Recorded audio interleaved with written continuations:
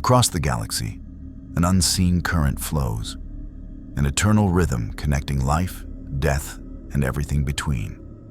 For countless ages, Jedi and Sith have bent this cosmic tide to their will, waging wars and forging legacies in its name. Yet something has emerged beyond its reach, an entity not born of the Force, but in defiance of it.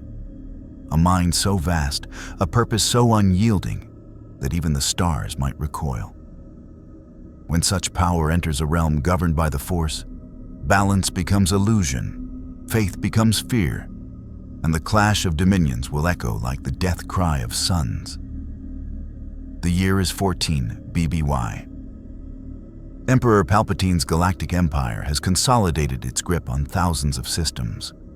The Jedi Order lies in ruins, scattered survivors hunted by inquisitors and the Dark Lord Vader himself. The Rebel Alliance exists only as scattered cells of resistance, desperate and outmatched. Order has come to the galaxy, brutal, efficient, and total. In the gleaming towers of Imperial Center, formerly known as Coruscant, Palpatine sits upon his throne, secure in his mastery of the dark side, and certain that no power in the known galaxy can challenge his ascension. He is wrong.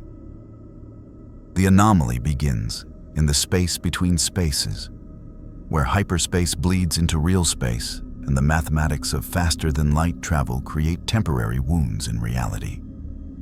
A warp storm, a phenomenon unknown to this galaxy, intersects with a hyperspace lane. Two universes, separated by impossible distances and incompatible physical laws, momentarily touch. The collision is catastrophic. Energy signatures that should not exist cascade through subspace. Every Force-sensitive being in the galaxy feels it. A psychic scream that is not of the Force, yet carries power that dwarfs all but the mightiest Sith Lords. On Coruscant, in the depths of the Undercity where sunlight has not touched Duracrete in 1,000 years, reality tears. The rift appears for 3 seconds, an eternity in the realm of dimensional physics. Through it falls a figure wreathed in golden light, tumbling through 5 kilometers of vertical cityscape before impacting an abandoned transit station with enough force to crack permacrete and send tremors through 3 levels of infrastructure. Dust settles. Emergency lights flicker. And in the crater, something moves. The Emperor of Mankind rises, and for the first time in 40,000 years, he is confused.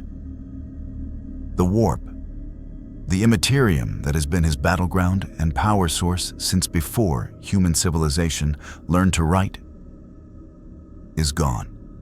The psychic realm he has navigated since birth, the ocean of souls and thoughts that suffuses his own universe, has vanished as completely as if it never existed. In its place, he senses something else, something more. Structured, less chaotic. A cosmic energy field that permeates all matter, all life, binding the galaxy together in ways both similar to and fundamentally different from the warp. He extends his awareness carefully, testing this new realm. Where once he would have hurled his consciousness across light years through the immaterium, here he finds resistance. Not opposition, the energy responds to his will readily enough, but limitation. This force, as he intuitively understands it to be called from the surface thoughts of nearby minds, operates on principles that require adaptation. His psychic might remains intact, but like a master swordsman suddenly wielding an unfamiliar blade, he must learn the weapon anew. The Emperor's physical form has survived the transition intact. His perpetual nature, the immortality that has sustained him through ages beyond counting, functions perfectly. The catastrophic injuries from the fall heal in seconds. Golden light knitting bone and flesh with the efficiency of a being who has died and regenerated more times than most civilizations have existed. But his armor, The Baroque golden plate of the Master of Mankind is damaged, cracked, aesthetically ruined but functionally intact. He cannot return home. Not yet. The rift sealed behind him, and without access to the warp, he cannot tear his way back through dimensional barriers. The realization does not panic him. The Emperor of Mankind has lived for over 40 millennia. He has built civilizations from ash, united Terra through ages of horror, and plotted the conquest of a galaxy. This is merely another problem to be solved, another obstacle to overcome through intellect, patience, and overwhelming power. But first, reconnaissance, information, understanding. The Emperor cloaks himself, psychic power wrapping around his form like a shroud. To any observer, even Force-sensitive ones, he becomes unremarkable. Not invisible, but forgettable. A maintenance worker, a vagrant, someone the eye slides over without truly seeing. This is a technique he has employed for thousands of years, walking among humanity unnoticed while he shaped their destiny from the shadows. He ascends from the Undercity, moving through levels of Coruscant's endless vertical sprawl. The architecture tells him much. This civilization has achieved impressive technological sophistication, anti-gravity repulsor technology, energy weapons, faster-than-light travel. But they lack the grim desperation of the Imperium. These structures are built for aesthetics as well as function. The people he passes, hundreds of different alien species moving through crowded thoroughfares, display none of the grinding fear that characterizes life in his galaxy. Aliens. The word carries weight in the Emperor's mind. In his galaxy, its Xenos species are either extinct, enslaved, or actively at war with humanity. The Imperium he built does not tolerate alien civilization. Yet here, dozens of non-human species walk freely through what appears to be this galaxy's capital world, integrated into human society. The sight simultaneously intrigues and disgusts him. This is a galaxy where humanity has not claimed its rightful dominance. The Emperor settles into a cantina in Coruscant's mid-levels, a location where he can observe and listen. The HoloNet news plays on screens throughout the establishment. He watches footage of star destroyers enforcing Imperial blockades, stormtroopers maintaining order, propaganda proclaiming peace and security under Emperor Palpatine's wise guidance. The images are familiar: authoritarian control, military supremacy, total domination. But the execution is crude compared to the Imperium's refined machinery of oppression. Then he hears it. A conversation at an adjacent table. Two humans speaking in hushed tones about Force sensitives being hunted, about Jedi Knights who once protected the Republic, now branded as traitors and killed on sight, about Inquisitors who track down anyone displaying unusual abilities. The Emperor listens, his vast intellect processing information with supercomputer efficiency, and understanding blooms. This galaxy has a ruling emperor, Palpatine, who has systematically exterminated a religious order of mystical warriors. The parallels to his own purge of religion and superstition during Terra's unification are striking. But where he eliminated belief in gods to free humanity from spiritual weakness, this Palpatine appears to have done so to consolidate personal power. A Sith Lord, the Whisperers say. A master of the dark side of the Force. The Emperor of Mankind smiles, an expression that has not graced his features in centuries. How remarkable. He has arrived in a galaxy with another self-proclaimed emperor, another absolute ruler who claims dominion over trillions. The difference, he notes with absolute certainty, is that his own supremacy is justified. He is the pinnacle of human evolution, the only being with the vision and power necessary to guide humanity through an uncaring universe. This Palpatine is merely a man playing at godhood.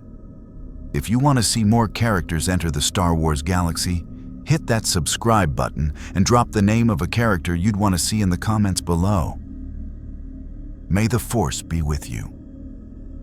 The Emperor rises from the cantina, his reconnaissance phase complete. He now understands the basic political structure of this galaxy. A tyrannical empire built on fear. Scattered resistance cells lacking coordination or strength, and an underlying mystical energy field that both empowers and limits those who wield it.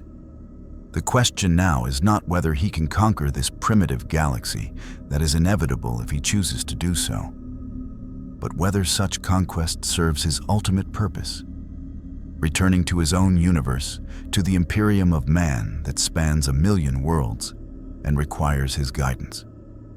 High above, in the Imperial Palace, Palpatine sits bolt upright in his meditation chamber. The disturbance in the Force has not faded. It has clarified. Something immensely powerful is loose on Coruscant, something his Sith senses cannot fully comprehend. It feels like the Force, yet also utterly alien to it, like staring into a mirror and seeing a reflection that does not quite match. The Dark Lord of the Sith extends his awareness, searching, probing, hunting for this anomaly. And for the first time in decades, his search finds nothing. Not emptiness, not a void in the Force, but something that actively resists his perception. A presence so tightly controlled and deliberately hidden that even his mastery cannot pierce it. Palpatine's withered lips curl into a frown. He reaches for a comm device.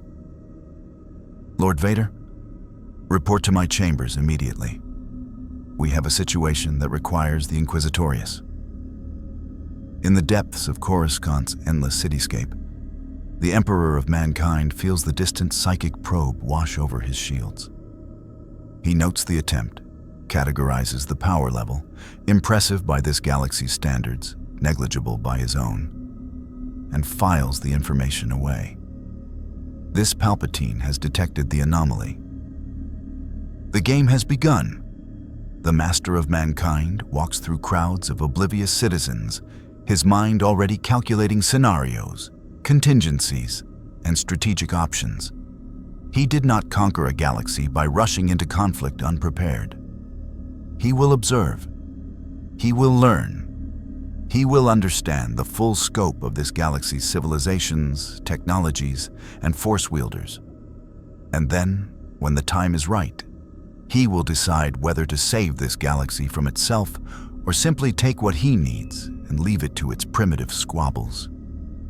After all, the Emperor of Mankind has never been one to let sentiment interfere with humanity's ultimate survival. The golden light has fallen. The Force has felt something new. And in a galaxy far, far away, two visions of absolute rule are about to collide. The Imperial Palace stands as the ultimate symbol of Palpatine's dominion.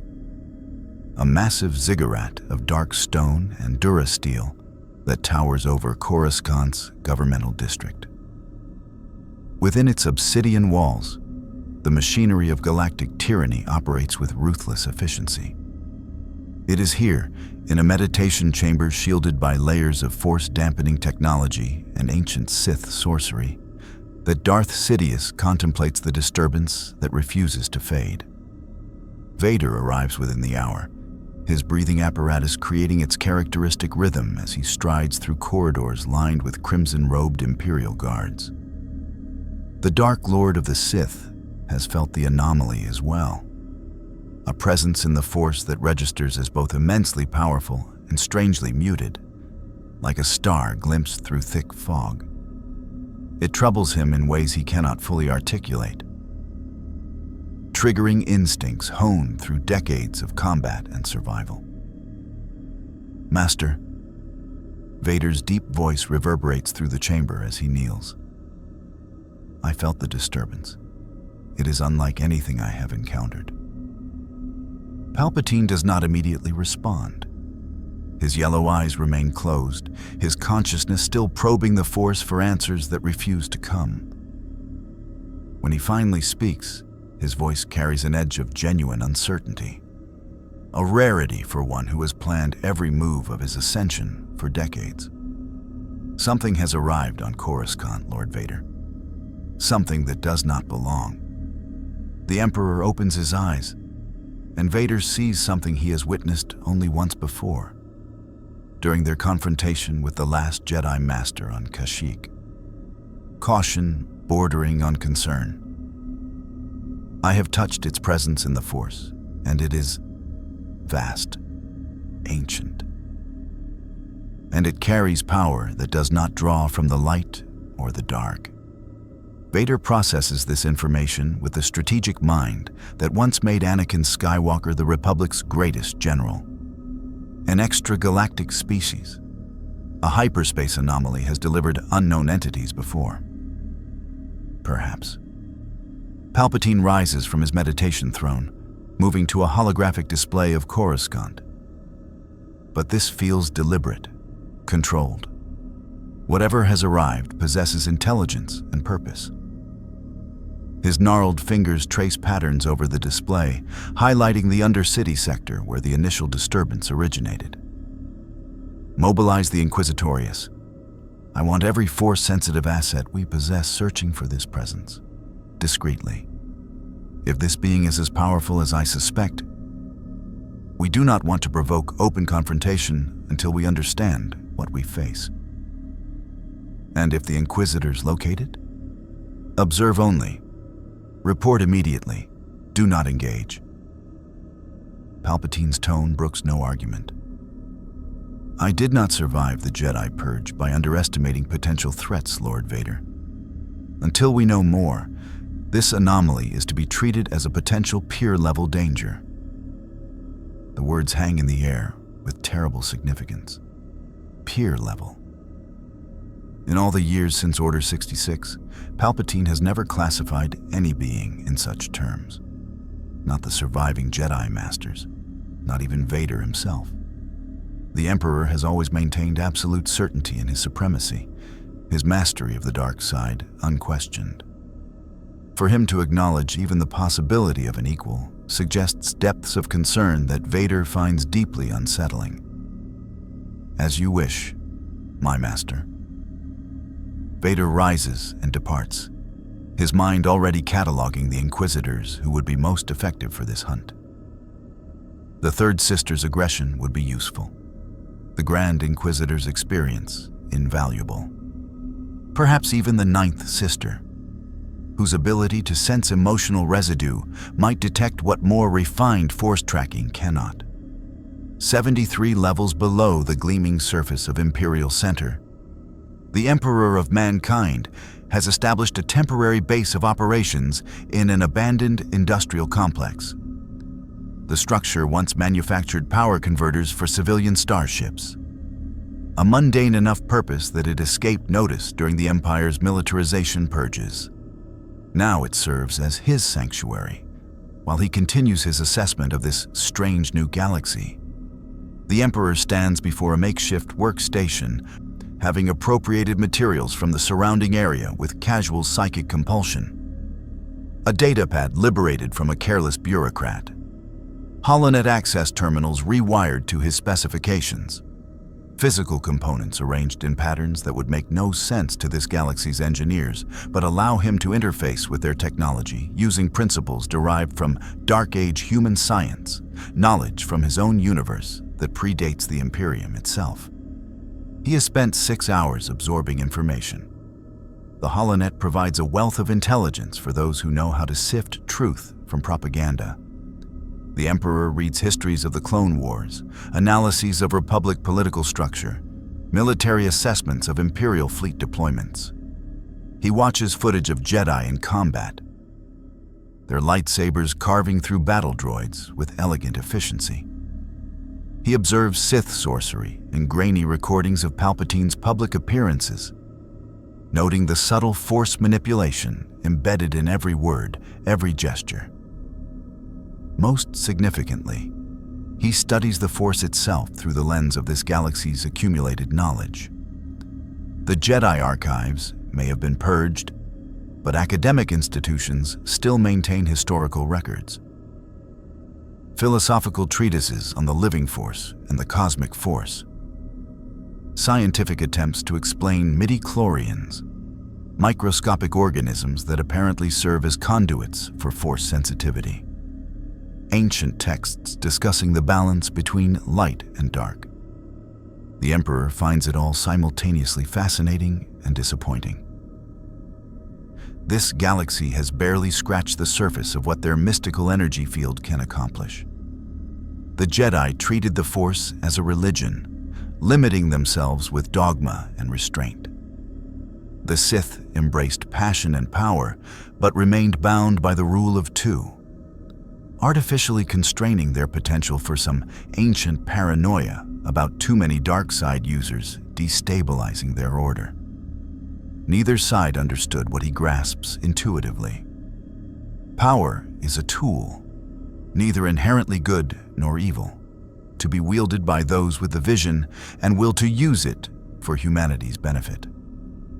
But there is a problem, a significant one that he has confirmed through careful experimentation over the past hours. His psychic abilities, telepathy, telekinesis, precognition, all function in this galaxy. But they operate through the Force, whether he wills it or not. The Force is not the warp. It lacks the immaterium's chaotic nature, its direct connection to emotion and thought. Instead, it is a unified field that permeates all matter and energy, responding to conscious will but maintaining a certain autonomy. A cosmic intelligence that neither the Jedi nor Sith fully comprehend. The Emperor can dominate the Force through sheer psychic might, bending it to his purposes as easily as breathing. But doing so creates ripples, disturbances that every Force-sensitive being in range can detect. His very existence in this galaxy is like a star suddenly appearing in the night sky, impossible to miss once someone knows to look.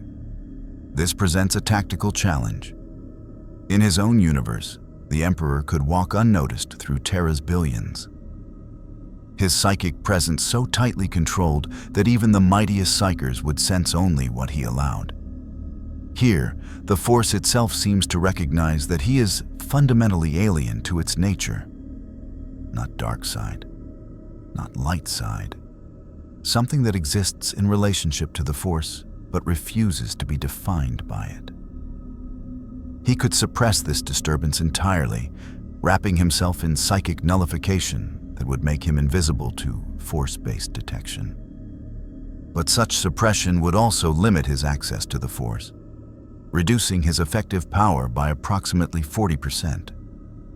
Unacceptable for a being accustomed to operating at full capacity.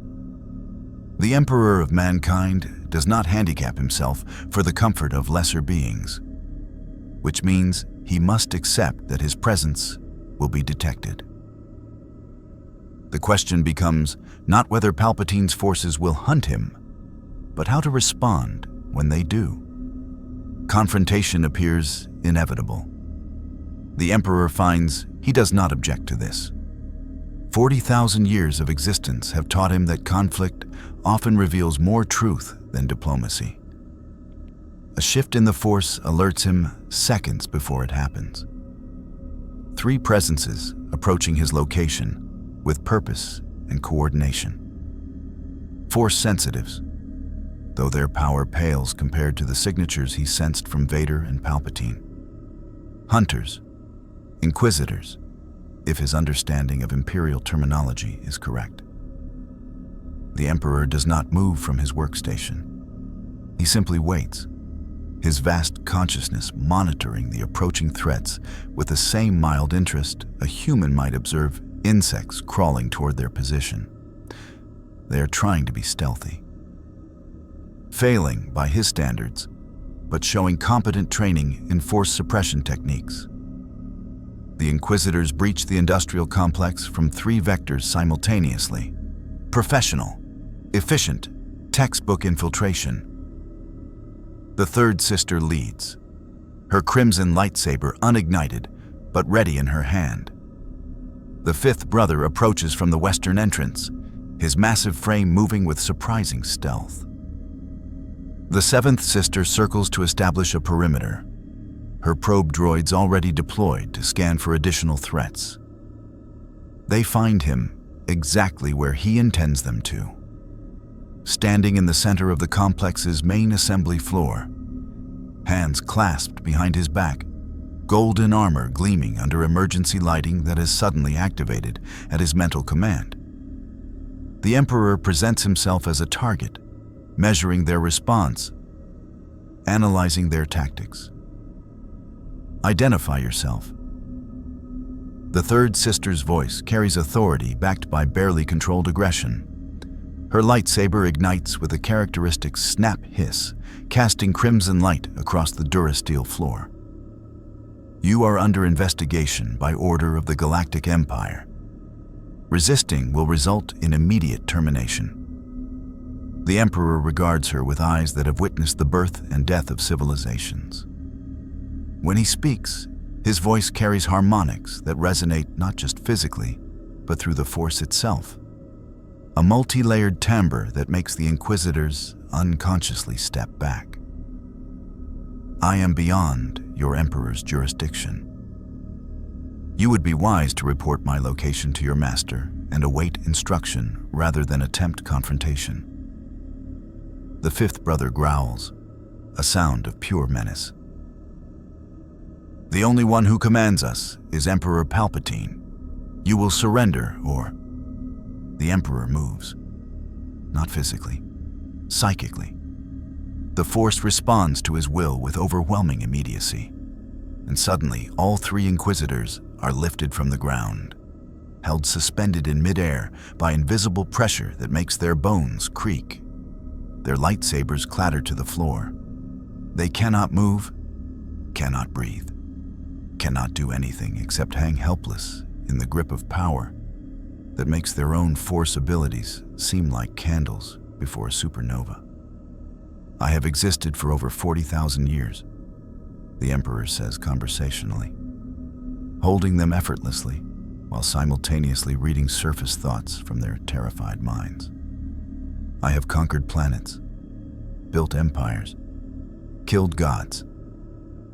Your Emperor Palpatine is a talented child playing with forces he barely comprehends. Tell him this when you report. I mean this galaxy no immediate harm, but I will not tolerate further intrusion. The next time he sends agents to observe me, I will not be so merciful. He releases them. The Inquisitors crash to the floor, gasping, scrambling for their weapons. But the Emperor has already vanished, his form dissolving into golden light that dissipates like morning mist.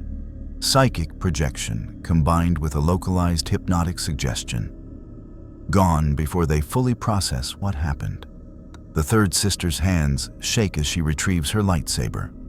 In all her years hunting Force sensitives, through all the Jedi she has killed or captured, she has never encountered power like that. Not even Lord Vader has moved with such casual, overwhelming dominance. She activates her comm with trembling fingers. This is Inquisitor 3. We've made contact with the anomaly, requesting immediate extraction and direct audience with the Emperor. Status: critical. The report reaches Palpatine within minutes. He listens to the third sister's account in silence, his expression unreadable. Vader stands beside him, having returned from his own investigations.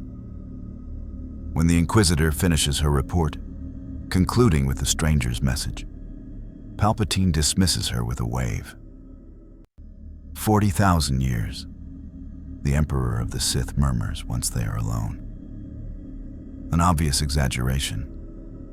No being lives that long without some form of stasis or cloning. yet the power she describes. He trails off, considering possibilities. Perhaps a survivor from the ancient Sith Empire, Vader suggests. Preserved through dark rituals, we know such techniques exist. Perhaps. But Palpatine's tone suggests he doesn't believe it.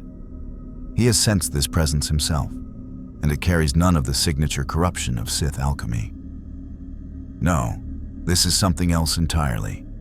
Something that predates even the Old Republic's understanding of the Force. The Emperor of the Sith makes a decision. Extend an invitation. If this being truly possesses the power our Inquisitors describe, I would meet him as one sovereign to another. Arrange a private audience in the throne room. Full security protocols, but no overt hostility. We will determine his intentions through diplomacy before resorting to force. Vader inclines his head, though internally he questions the wisdom of allowing such an unknown entity close to the Emperor. But he has learned not to second-guess his master's political instincts. If Palpatine wishes to meet this stranger face to face, there is doubtless some scheme already forming behind those calculating yellow eyes. In a secure apartment commandeered from a vacant luxury tower, the Emperor of Mankind receives the invitation through his network of unwitting information sources. An Imperial courier delivered a coded message to an anonymous drop location, clearly intended for his attention. The invitation is formally worded, respectful even, requesting an audience to discuss matters of mutual interest and establish cordial relations between parties of significant capability. The Emperor reads between the lines with ease. Palpatine is curious, cautious, attempting to assess threat level before committing to confrontation. It is a sensible approach, one he might take in similar circumstances. He accepts the invitation, not because he recognizes Palpatine's authority, but because meeting this self-proclaimed Sith Emperor serves his purposes. The fastest way to understand this galaxy's power structure is to examine its apex predator up close, and perhaps in conversation with another absolute ruler. He will find answers to the questions that trouble him. What is the nature of the Force at its deepest levels? Can it serve as a substitute for the warp? And most critically, can this galaxy's technology offer a path home to the Imperium that needs him? The game continues. Two emperors will soon meet, and the galaxy will tremble at what transpires when immovable conviction encounters unstoppable will. The throne room of Emperor Palpatine exists as much in the dark side as in physical space. Constructed during the early years of Imperial consolidation, its design serves a singular purpose: to psychologically dominate anyone who enters. The approach requires traversing 200 meters of polished black stone, flanked by crimson-robed Imperial guards standing motionless as statues. The ceiling vanishes into shadow 60 meters overhead, creating an oppressive sense of infinite darkness pressing down. And at the far end, elevated on a dais of obsidian steps, sits the throne itself, a harsh seat of unadorned metal that declares its occupant needs no comfort, only power. Palpatine has received countless supplicants in this chamber, Moffs begging for resources, senators pleading for their worlds, Jedi survivors offering surrender in exchange for mercy they would never receive. Each one entered already defeated, crushed by the throne room's architectural malevolence before exchanging a single word. It is psychological warfare refined to aesthetic perfection. The Emperor of Mankind walks this approach with the bearing of one who has built chambers far more terrible. His damaged golden armor has been restored through psychic manipulation and scavenged materials, not to its former Baroque glory, but to functional magnificence. He wears no weapons, carries no visible technology, simply walks with the confidence of a being who has never, in 40 millennia, had reason to fear another's judgment. The Imperial guards do not move as he passes. Palpatine has ordered them to remain stationary unless direct violence occurs. They are merely props in this theater, and both emperors know it. The true power in this room emanates from the withered figure sitting upon the throne and the golden giant approaching with measured steps. Vader stands to Palpatine's right, a dark sentinel whose breathing apparatus provides the only sound beyond footsteps on stone. The Dark Lord's presence in the Force radiates barely controlled violence, a storm constantly on the verge of breaking. Yet even Vader's considerable power seems diminished in proximity to the two titans now facing each other. The Emperor of Mankind stops precisely 10 meters from the throne, close enough to demonstrate fearlessness, far enough to avoid immediate threat range. He does not kneel, does not bow, simply stands with hands clasped behind his back. Golden eyes meeting Palpatine's yellow gaze with absolute equality. The silence stretches for 5 seconds. 10, 20. Both beings probe each other through the Force, psychic pressure meeting Sith sorcery in invisible collision. The air between them shimmers with energy. Several Imperial guards shift minutely, instincts screaming warnings their training barely suppresses. Palpatine breaks the silence first, his voice carrying the cultured tones of Naboo aristocracy, underlaid with dark side corruption. Welcome to Imperial Center. I am told you have existed for 40,000 years, a remarkable claim for one who appears to be in his physical prime. I do not age as lesser beings do. The Emperor's voice carries no arrogance, only statement of fact. I am perpetual, immortal. I have walked Terra since before your civilization discovered fire. What you see before you is not youthful vitality, but the natural state of one who transcended mortality before the first human cities were built. Terra, Palpatine repeats, savoring the unfamiliar name. Not a world in any Imperial database, and perpetual is not a term known to Force philosophy. You are not from this galaxy. I am not. A dimensional anomaly displaced me from my own universe. I arrived on your capital world 3 days ago, and have been observing your empire since. The Emperor pauses, his gaze sweeping across the throne room with analytical precision. You have built an impressive authoritarian structure. Centralized power, military supremacy, suppression of religious opposition. It bears certain similarities to my own Imperium, though on a far smaller scale. The comparison hangs in the air. Vader's hand drifts toward his lightsaber, interpreting the words as potential insult. But Palpatine raises one gnarled hand in a gesture of restraint. His yellow eyes gleam with something that might be amusement or calculation. Your Imperium. You speak as one who rules rather than serves. Tell me, stranger from beyond the stars, what is your title in this empire you claim? I am the Emperor of Mankind, Master of Terra, unifier of humanity across 1,000,000 worlds, the Omnissiah made flesh, anathema to chaos. I have worn 1,000 titles across 40,000 years, but they all mean the same thing. I am humanity's only hope for survival in a universe of horrors. Palpatine's expression shifts microscopically. He has encountered megalomania before.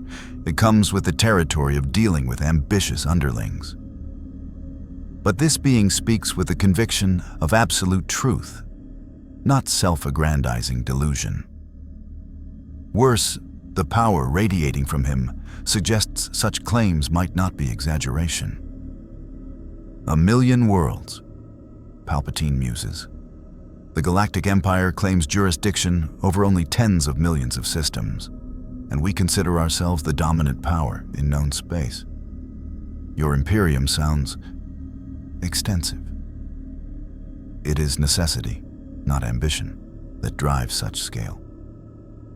The Emperor's tone carries nuances of ancient weariness. My galaxy faces threats your people cannot imagine. Extra-dimensional entities that feed on emotion and thought. Alien species that exist only to consume all biological matter. Ancient machines bent on eradicating organic life. Humanity survives only through total unity, absolute control, and unwavering commitment to our supremacy. I built the Imperium because anything less than total domination guarantees extinction. Vader speaks for the first time, his mechanical voice cutting through the exchange. You speak of human supremacy, yet this galaxy contains thousands of sentient species, many integrated into Imperial society. Do you propose their extermination? The Emperor regards Vader with interest, his psychic senses analyzing the Dark Lord's mechanical augmentation, the pain radiating through the Force, the barely suppressed rage that fuels his power. He sees a powerful weapon poorly maintained, a fallen Jedi rebuilt as a Sith enforcer through physical and psychological torture. Effective, tragic, wasteful. I propose nothing for this galaxy at present. My concern is returning to my own universe, where the Imperium requires my guidance. Your alien populations are irrelevant to my purposes. The Emperor pauses, considering his next words carefully. However, I note with interest that your empire, despite professing multi-species tolerance, operates under fundamentally humanocentric principles. Your Emperor is human. Your command structure predominantly human. Your propaganda celebrates human achievement and order. You practice de facto human supremacy while maintaining the fiction of equality. At least my Imperium is honest about our convictions. Palpatine's lips curl into something approximating a smile, the expression of a predator recognizing another's intellectual capacity. An astute observation. Yes, the Empire serves humanity first, though we find certain species useful for specific roles. The Chiss for their tactical brilliance, the Gand for tracking, the Wookiees for labor. Slavery disguised as Imperial service, efficient if morally questionable by certain philosophies. The Emperor's tone carries no judgment, merely acknowledgement. I eradicated slavery within the Imperium, not for ethical reasons, but because it creates inefficiency and resentment. Far better to offer citizens purpose and identity through service to something greater than themselves. Humanity's survival is a cause worth dying for. Your empire offers only fear and oppression, which breeds the rebellion you currently fight. The throne room temperature seems to drop several degrees. Palpatine's yellow eyes narrow, dark side energy coiling around him like invisible serpents. No one speaks to the Emperor of the Sith with such casual dismissal of his life's work. Not even Vader, in his most rebellious moments, has dared such directness. You criticize my methods, yet by your own admission, you rule through absolute control. How does your tyranny differ from mine? Intent. The Emperor's response comes without hesitation. I serve humanity's continuation. You serve your own power. I built the Imperium knowing it would require monstrous acts. Genocide of alien species, suppression of individual freedom, mandatory military service, brutal enforcement of imperial law. I accept these sins as necessary for the species' survival. You built your empire because you crave dominion, because the dark side of the Force feeds on suffering and control. We may employ similar methods, but our purposes are fundamentally different. And this makes you righteous? Palpatine's voice carries poison-sweet mockery. The tyrant who believes himself a savior is the most dangerous of all. At least I possess the self-awareness to acknowledge what I am. A Sith Lord who has achieved ultimate power through mastery of the dark side. I do not hide behind nobility or species preservation. I rule because I am strong enough to do so, and that is sufficient justification. The Emperor regards Palpatine with something approaching respect. Your honesty is refreshing.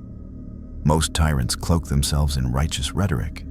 You, at least, acknowledge your nature.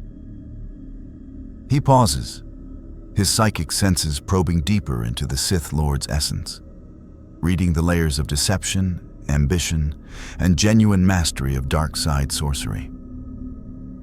Tell me, Emperor Palpatine, what do you truly want from this meeting? You did not invite me here for philosophical debate. Palpatine rises from his throne, a rare gesture that speaks to his genuine interest. He descends the obsidian steps with slow, measured movements, each footfall deliberate. When he speaks, his voice carries the seductive tones that have manipulated senators, corrupted Jedi, and toppled a republic. I want to understand what you are. You wield the Force with power that rivals my own. Yet you are not Sith. You claim immortality and ancient knowledge. Yet you appear in my galaxy without warning or explanation. You speak of returning to your universe, which suggests dimensional travel capabilities the Empire would very much like to acquire. Palpatine stops 5 meters from the Emperor, close enough now that their Force presences create visible distortions in the air. But most intriguing of all, you radiate something I have not sensed in decades. Genuine certainty. You believe, with absolute conviction, that your actions are necessary. Not right, not moral, but necessary. That conviction is the mark of either madness or terrible wisdom. I have been accused of both across the millennia. The Emperor's expression remains neutral, but something in his tone suggests ancient pain carefully compartmentalized. Wisdom and madness are often indistinguishable to those who witness only outcomes, not the calculations that produced them.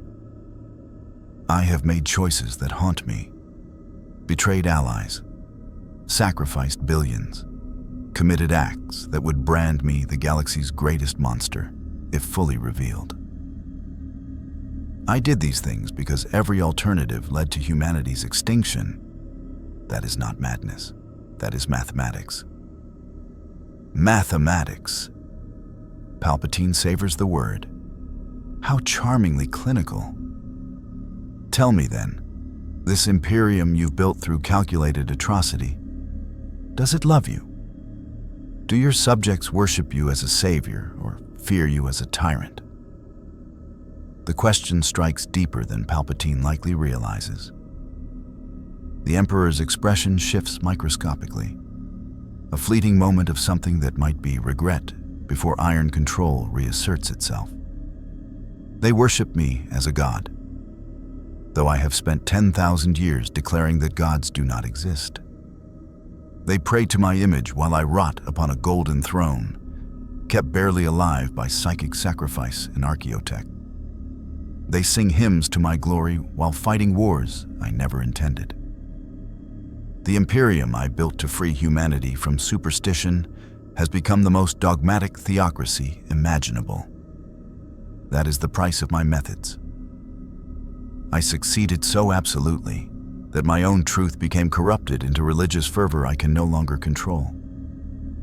The admission hangs in the throne room with terrible weight. Vader tenses, sensing vulnerability in the stranger's words. But Palpatine raises a hand again, preventing intervention. This conversation has become far more valuable than simple threat assessment. So you are a failed god, Palpatine says softly. A tyrant whose empire has betrayed his vision. Yet you speak of returning, of resuming guidance over this twisted Imperium. Why? If your life's work has produced the opposite of your intentions, why not simply remain here?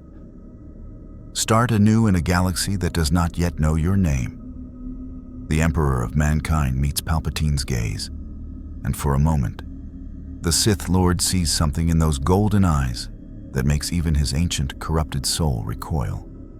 Purpose. Absolute, unbreakable, eternal purpose that has sustained this being through 40,000 years of betrayal, failure, and monstrous necessity. Because they still need me. Because without my guidance, the Imperium will fall to chaos, and humanity will be devoured by horrors that make your worst nightmares seem like pleasant dreams. Because I am the only being with the power, knowledge, and will to hold back the darkness, even if the cost is my eternal suffering. That is the burden of my immortality. I cannot die, cannot rest, cannot escape the responsibility I claimed when I first set humanity upon the path to dominance. I will endure any hell, bear any curse, commit any atrocity, if it means humanity survives one more day. Silence.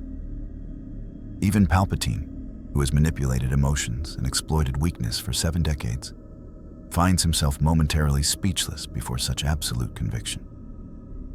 This is not rhetoric, not propaganda. The being before him genuinely believes every word and possesses the power to make those beliefs reality.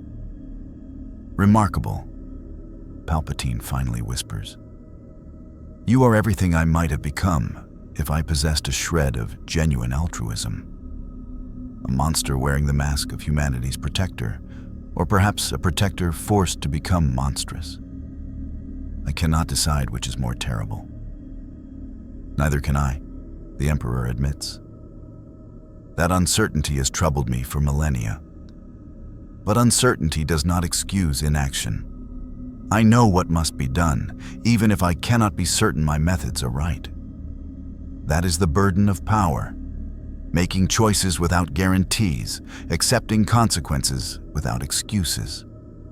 Palpatine nods slowly, a gesture of understanding between two beings who have both transcended normal morality in pursuit of their visions. Then, let us discuss practicalities. You wish to return to your universe. The Empire possesses extensive knowledge of hyperspace, dimensional physics, and exotic energy phenomena. Perhaps we can assist each other. I gain access to your knowledge and capabilities. You gain the resources to find your way home. The Emperor considers the offer, his vast intellect analyzing angles, motivations, and potential outcomes at supercomputer speed.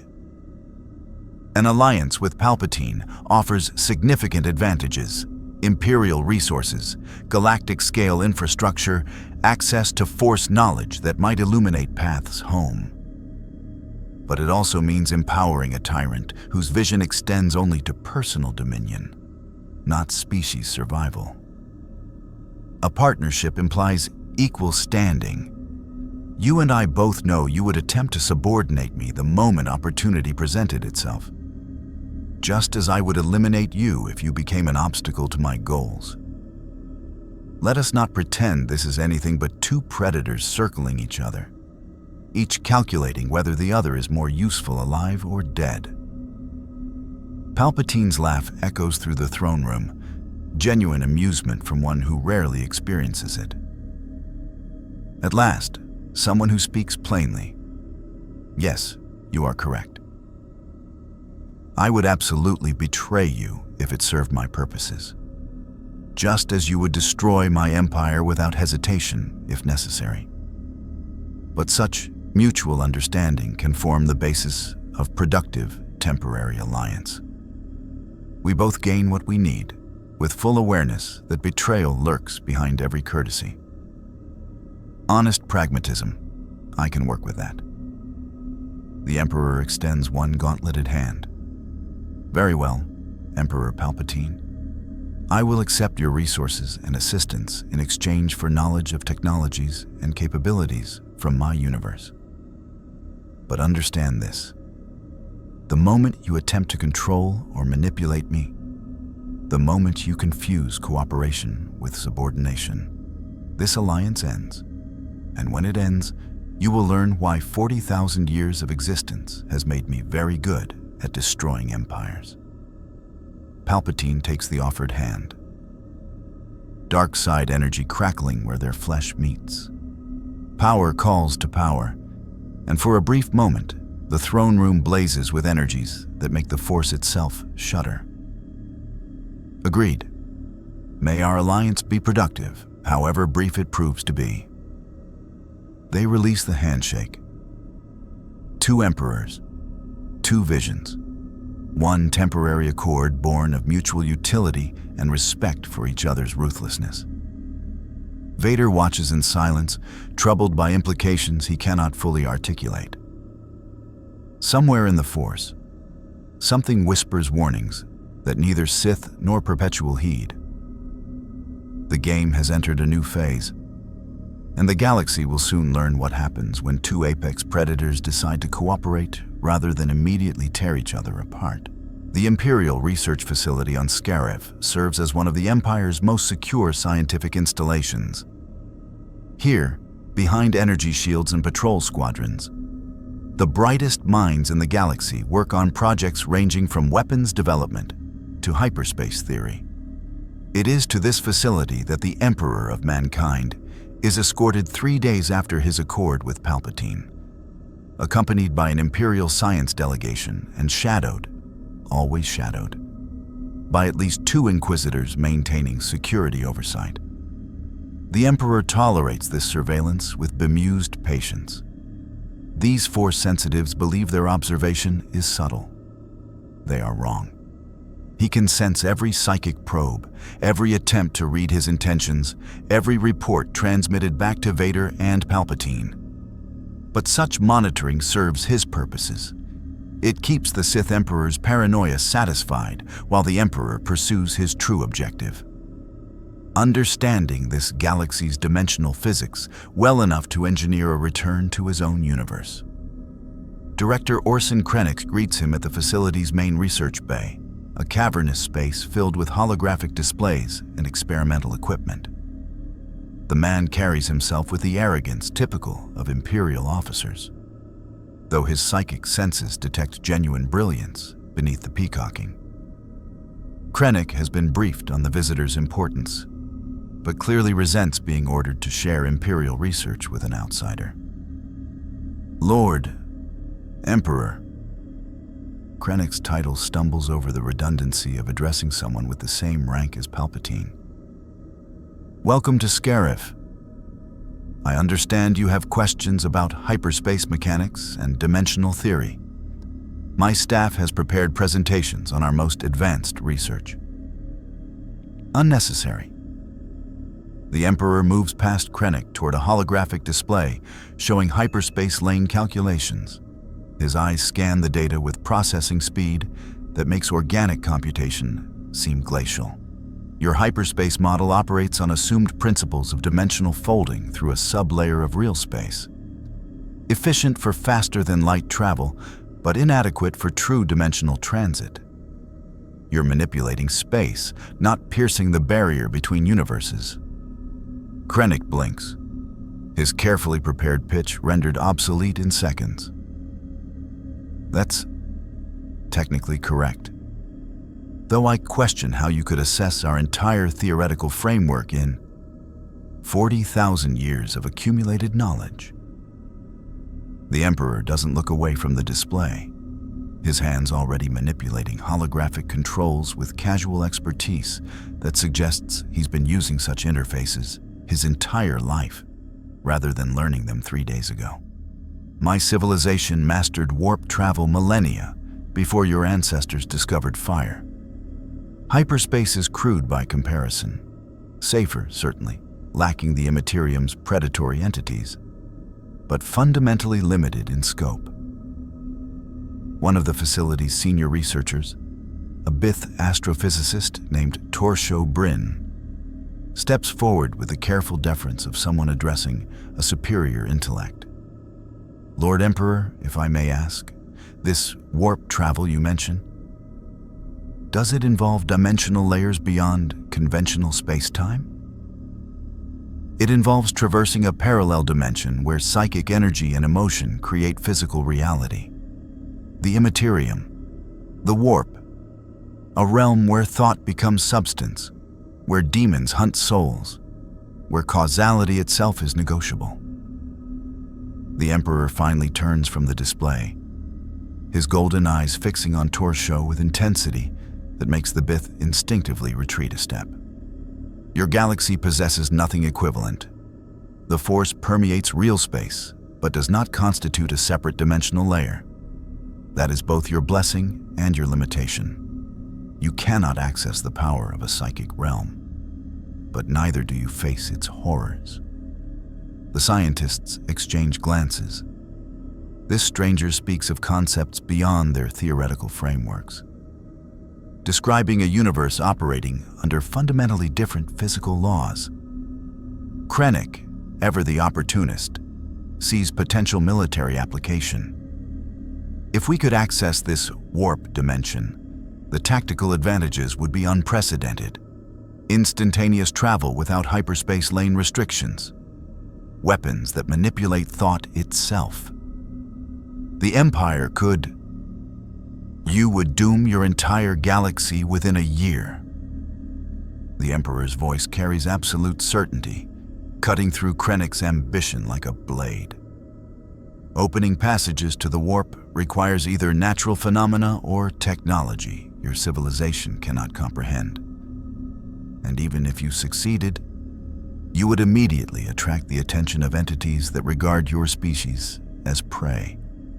The Chaos Gods would flood through any breach you created, corrupting and consuming until nothing remained but screaming madness and demonic possession. I forbid any experimentation in this direction. Consider that an order, not a suggestion.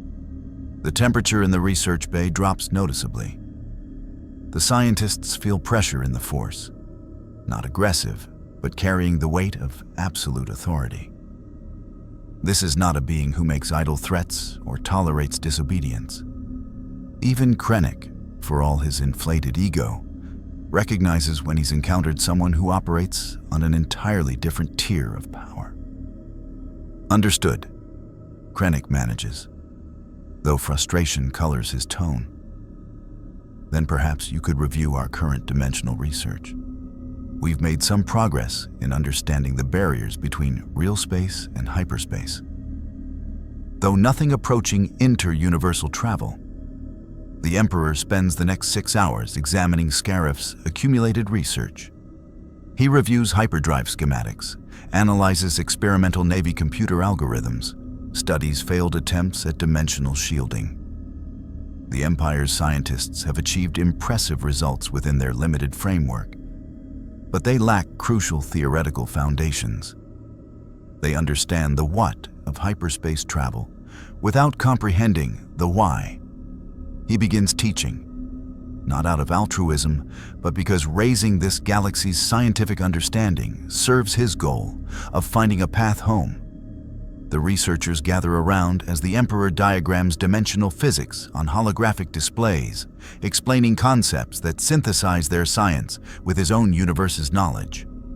He describes the nature of dimensional barriers, the energy requirements for breaching them, the mathematical frameworks necessary to maintain stable passages between realities.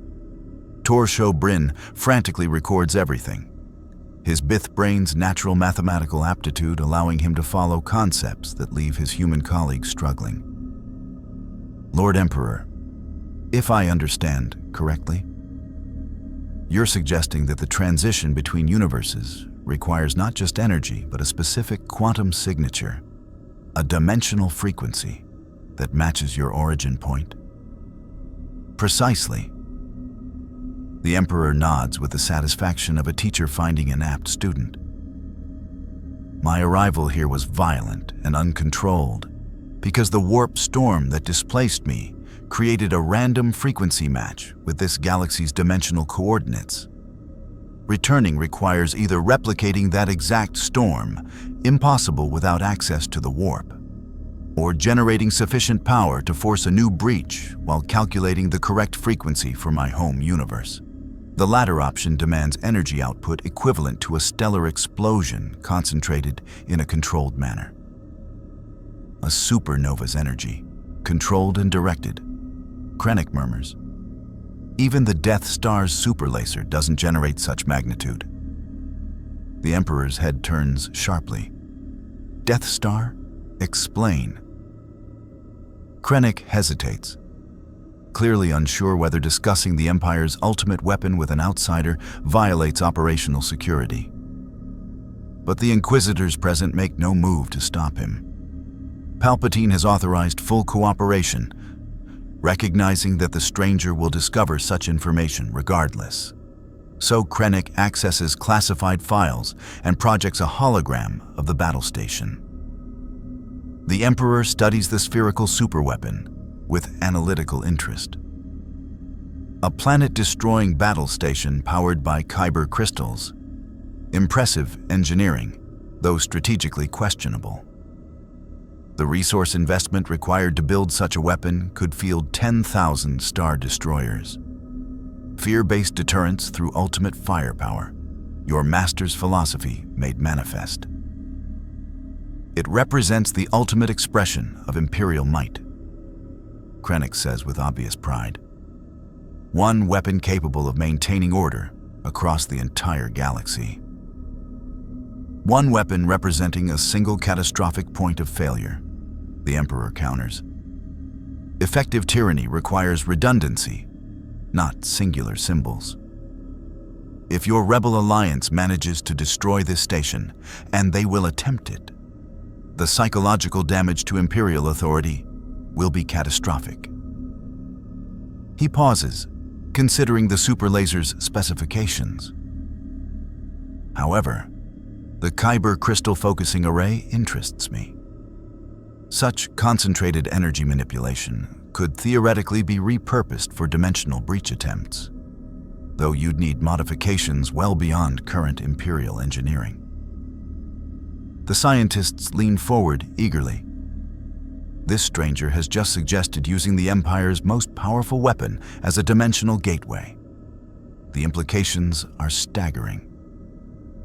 Over the following days, the Emperor works alongside Scarif's research teams, his presence transforming the facility into a nexus of breakthrough after breakthrough.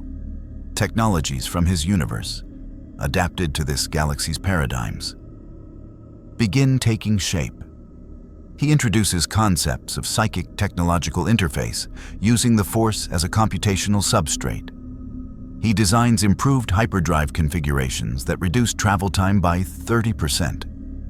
He even sketches theoretical weapon systems that make Imperial engineers salivate with anticipation. But he also observes, studies, analyzes. The Emperor has not survived 40 millennia without learning to extract maximum intelligence from every situation. He watches how Imperial personnel interact, noting the fear underlying every exchange, the constant jockeying for position, the paranoia that Palpatine has deliberately cultivated. This is an empire built on terror, not loyalty. Effective in the short term, catastrophically unstable long term. During a break in the research sessions, the Emperor stands on Scarif's beach, watching waves crash against white sand while twin suns set over the tropical ocean. The planet's beauty is undeniable, unmarred by the industrial pollution that characterizes most inhabited worlds in his universe. For a moment, he allows himself to appreciate the simple fact of existence in a galaxy where humanity is not constantly besieged by existential threats. Beautiful, isn't it? A voice interrupts his contemplation. The Grand Inquisitor has approached, his Pawan features gaunt in the fading light. Scarif was once a resort world before the Empire repurposed it for research. The director sometimes speaks of its lost splendor. Your surveillance has grown less subtle, Inquisitor. The Emperor doesn't turn, his attention remaining on the sunset. You have questions you wish to ask without your master's oversight. The Grand Inquisitor stiffens, surprised at being so easily read. You are perceptive. Yes, I find myself troubled by your presence. You wield the Force with power that suggests dark side mastery, yet you carry none of its corruption. You speak of ruling billions, yet display none of the ambition that characterizes Sith philosophy. What are you, truly? I am what necessity made me. The Emperor finally turns, regarding the Inquisitor with eyes that have witnessed the full spectrum of human virtue and vice.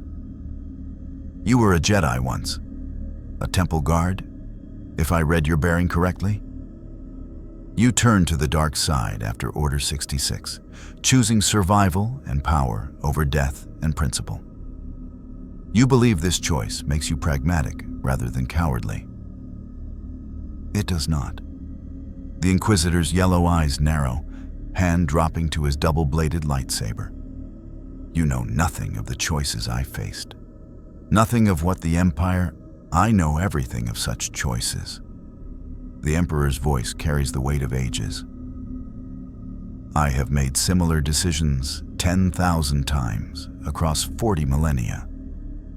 The difference between us is that I never pretended my choices were anything but monstrous necessities.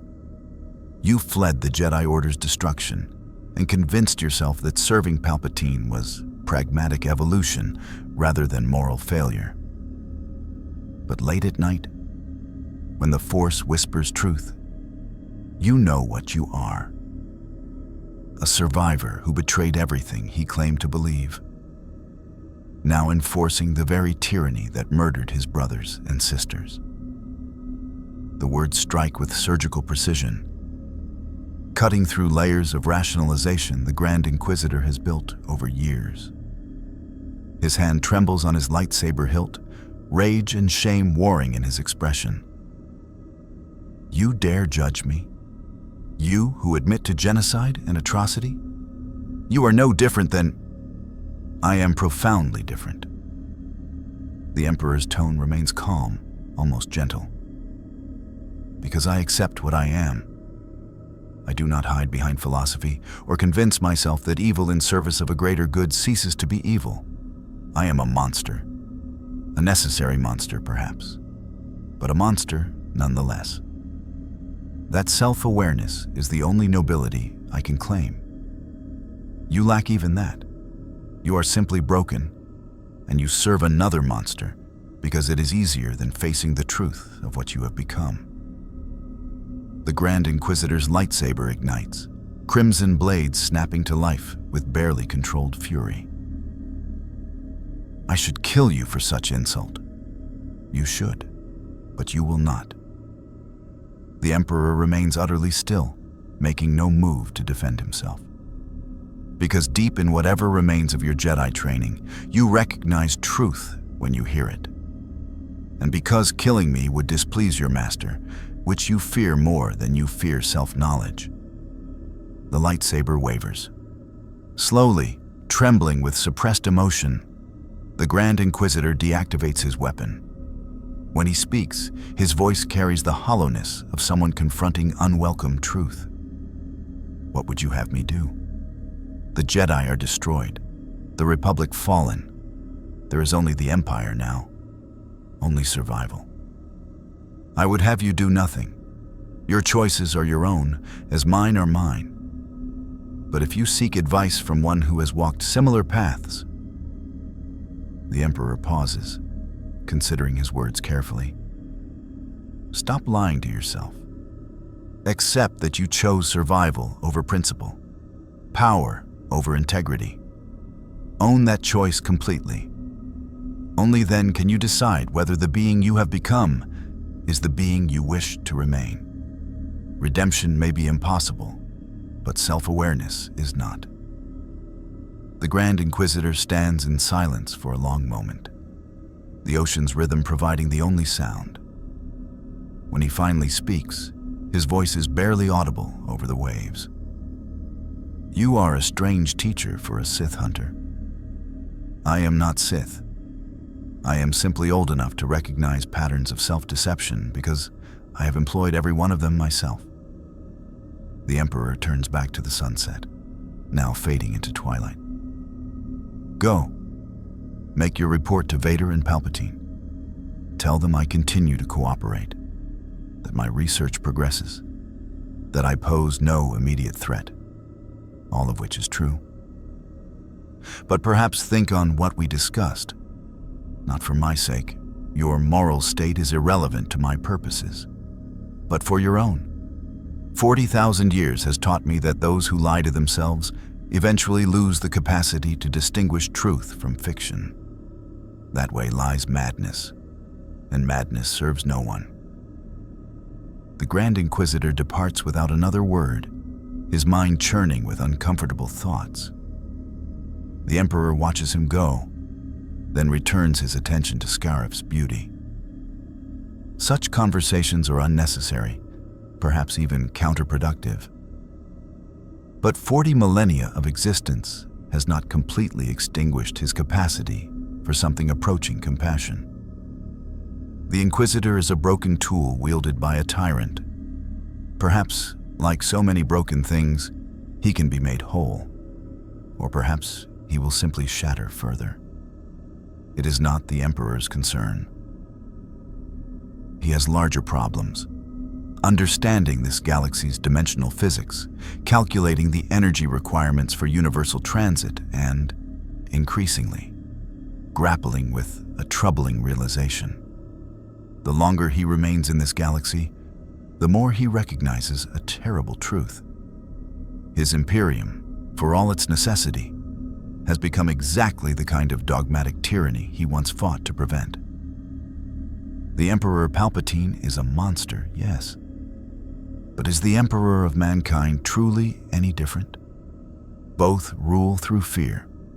Both sacrifice countless lives to maintain power. Both have convinced themselves their tyranny is justified by greater purpose. The only distinction is that one admits what he is, while the other still believes himself humanity's savior. The thought troubles him more than he would ever admit. But such doubts are luxuries for beings with the privilege of choice. The Emperor of mankind has committed too much, sacrificed too completely, to turn back now. The Imperium requires his return. Humanity's survival demands his guidance. Whether he is savior or monster matters less than the simple fact of his necessity. He will find a way home. He will resume his eternal vigil upon the golden throne. And he will continue bearing the burden of terrible choices because 40,000 years of existence has taught him one inarguable truth. Someone must make the hard decisions, and he is the only being with the power and will to do so. The stars emerge as Scarif's suns fully set. Somewhere in that vast darkness, his galaxy exists. A universe of endless war where humanity fights for survival against impossible odds. He will return there. He must return there. But first, he must survive this galaxy's emerging chaos. Because even with his attention focused on dimensional physics and energy calculations, his psychic senses detect patterns in the Force that spell coming conflict.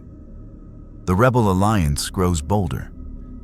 Palpatine's grip tightens, which only breeds greater resistance.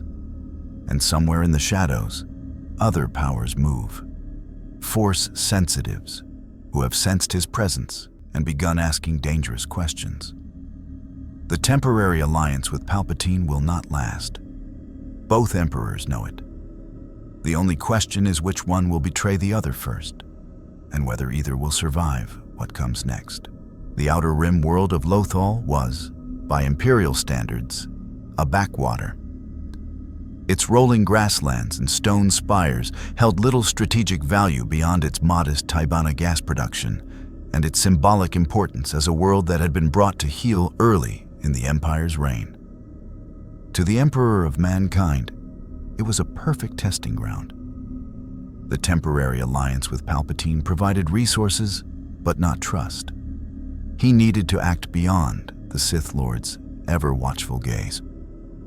The official report filed with the Imperial liaison stated he was investigating anomalous energy readings in the Lothal system that might relate to dimensional physics. This was technically true. The unstated objective was to assess the strength and philosophy of the growing rebellion. His transport, an unmarked Lambda-class shuttle provided by the Imperial Navy, set down in a secluded canyon far from Capital City. The Emperor stepped out into the chill night air, his golden armor reflecting the light of Lothal's 2 moons. He did not need to seek out the rebels. He simply stood, opened his psychic senses, and let his presence in the Force become a beacon, a controlled, deliberate signal of immense power that was neither Sith nor Jedi.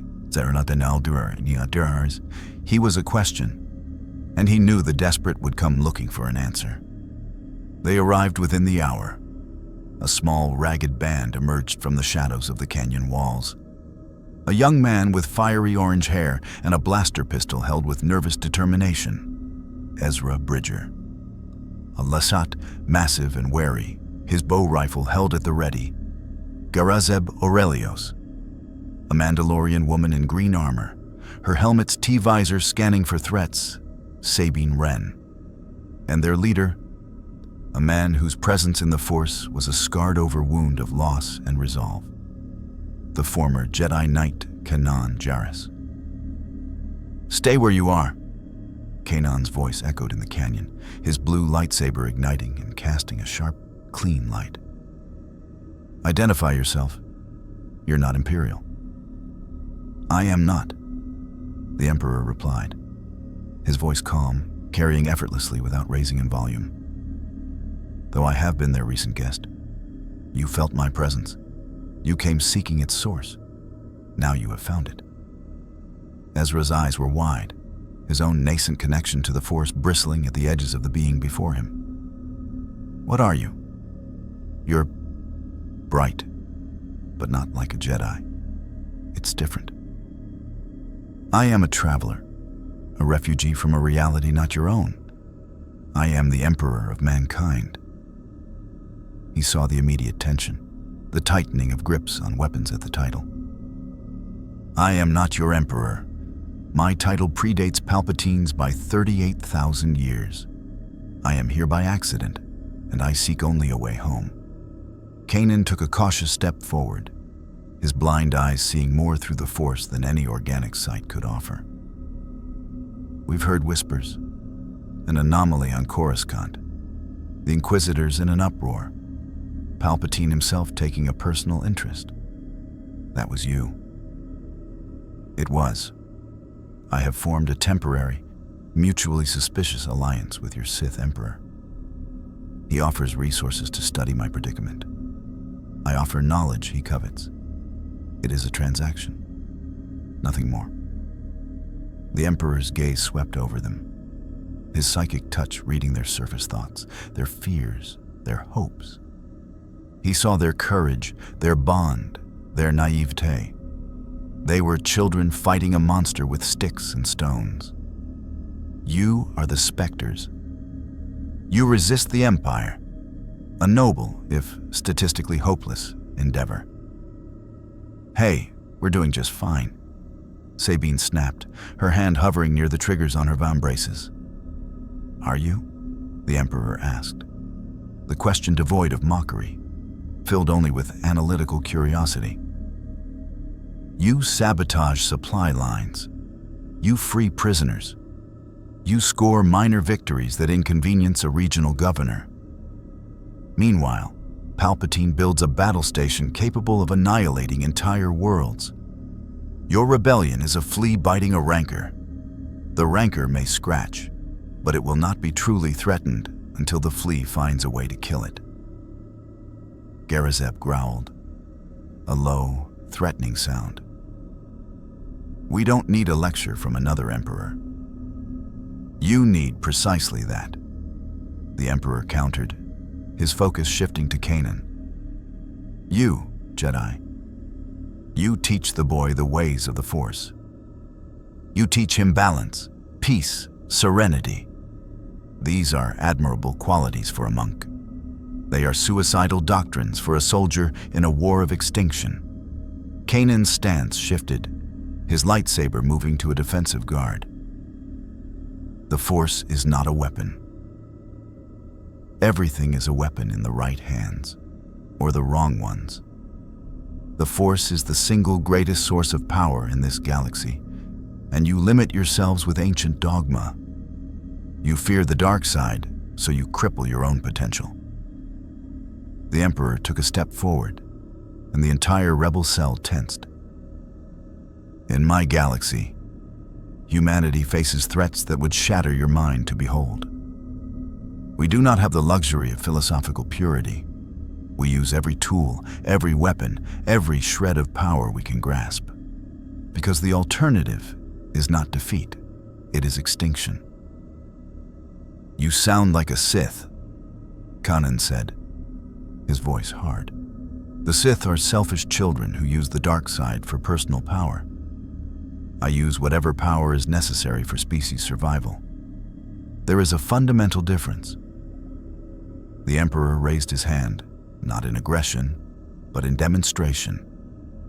A rock lifted from the ground, hovering between them. It glowed with a soft, golden light. The Jedi would use the Force to place this rock gently down. The Sith would shatter it to intimidate.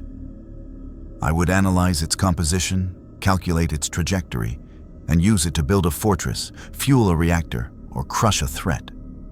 The Force is a tool. Your refusal to use it to its full potential is why you are losing. Ezra stared, fascinated despite himself. You're not using the dark side, but it's not the light either. The concepts of light and dark are limitations your civilization has imposed upon a fundamental universal force. I reject those limitations. The Emperor closed his fist, and the rock dissolved into fine dust, which then swirled into a complex, rotating lattice of crystalline structure before vanishing entirely. Your rebellion is doomed because you fight a war of insurgency against a foe who controls the galaxy. You need to fight a war of ideology against a foe who controls the narrative. Sabine lowered her blaster slightly, intrigued in spite of her distrust. What does that mean? It means you offer no alternative. You fight the Empire because it is evil. But what do you offer instead? A return to the Republic. The same corrupt, bloated bureaucracy that allowed Palpatine to rise to power in the first place? The Emperor's voice took on the cadence of a master strategist, which he was. To defeat a tyranny, you must offer a better vision. A compelling reason for citizens and stormtroopers alike to lay down their arms and join you. Palpatine offers order through fear. You must offer purpose through hope. But not a vague hope for freedom. A concrete, tangible purpose. A cause worth dying for. Kanan finally deactivated his lightsaber, the blue blade vanishing with a sigh. And I suppose you have such a cause? I do. The survival and supremacy of humanity in a hostile universe. The statement was delivered with such absolute, unshakable conviction that it momentarily silenced them. It is a cause that has justified atrocities that would haunt you forever. It is also a cause that has united 1,000,000 worlds for 10,000 years. You fight to restore a past that failed. You must instead fight to create a future that is worth the blood you spill. He looked at each of them in turn, his golden eyes seeming to see into the core of their beings. The boy has potential, but you train him to be a guardian of a dead past. The warrior has skill, but she fights for a clan that no longer exists. The Lasat fights for vengeance for a lost world. And you, Jedi, you fight out of guilt for an order you failed to save. These are personal motives. They are not the foundations of a galaxy-wide revolution. Then what should we fight for? Ezra asked, the question slipping out before he could stop it. The Emperor of Mankind regarded him, and for a fleeting moment, something akin to pity crossed his ancient features. That is the question you must answer, and you must answer it quickly. Because Palpatine is not merely a Sith Lord consolidating power.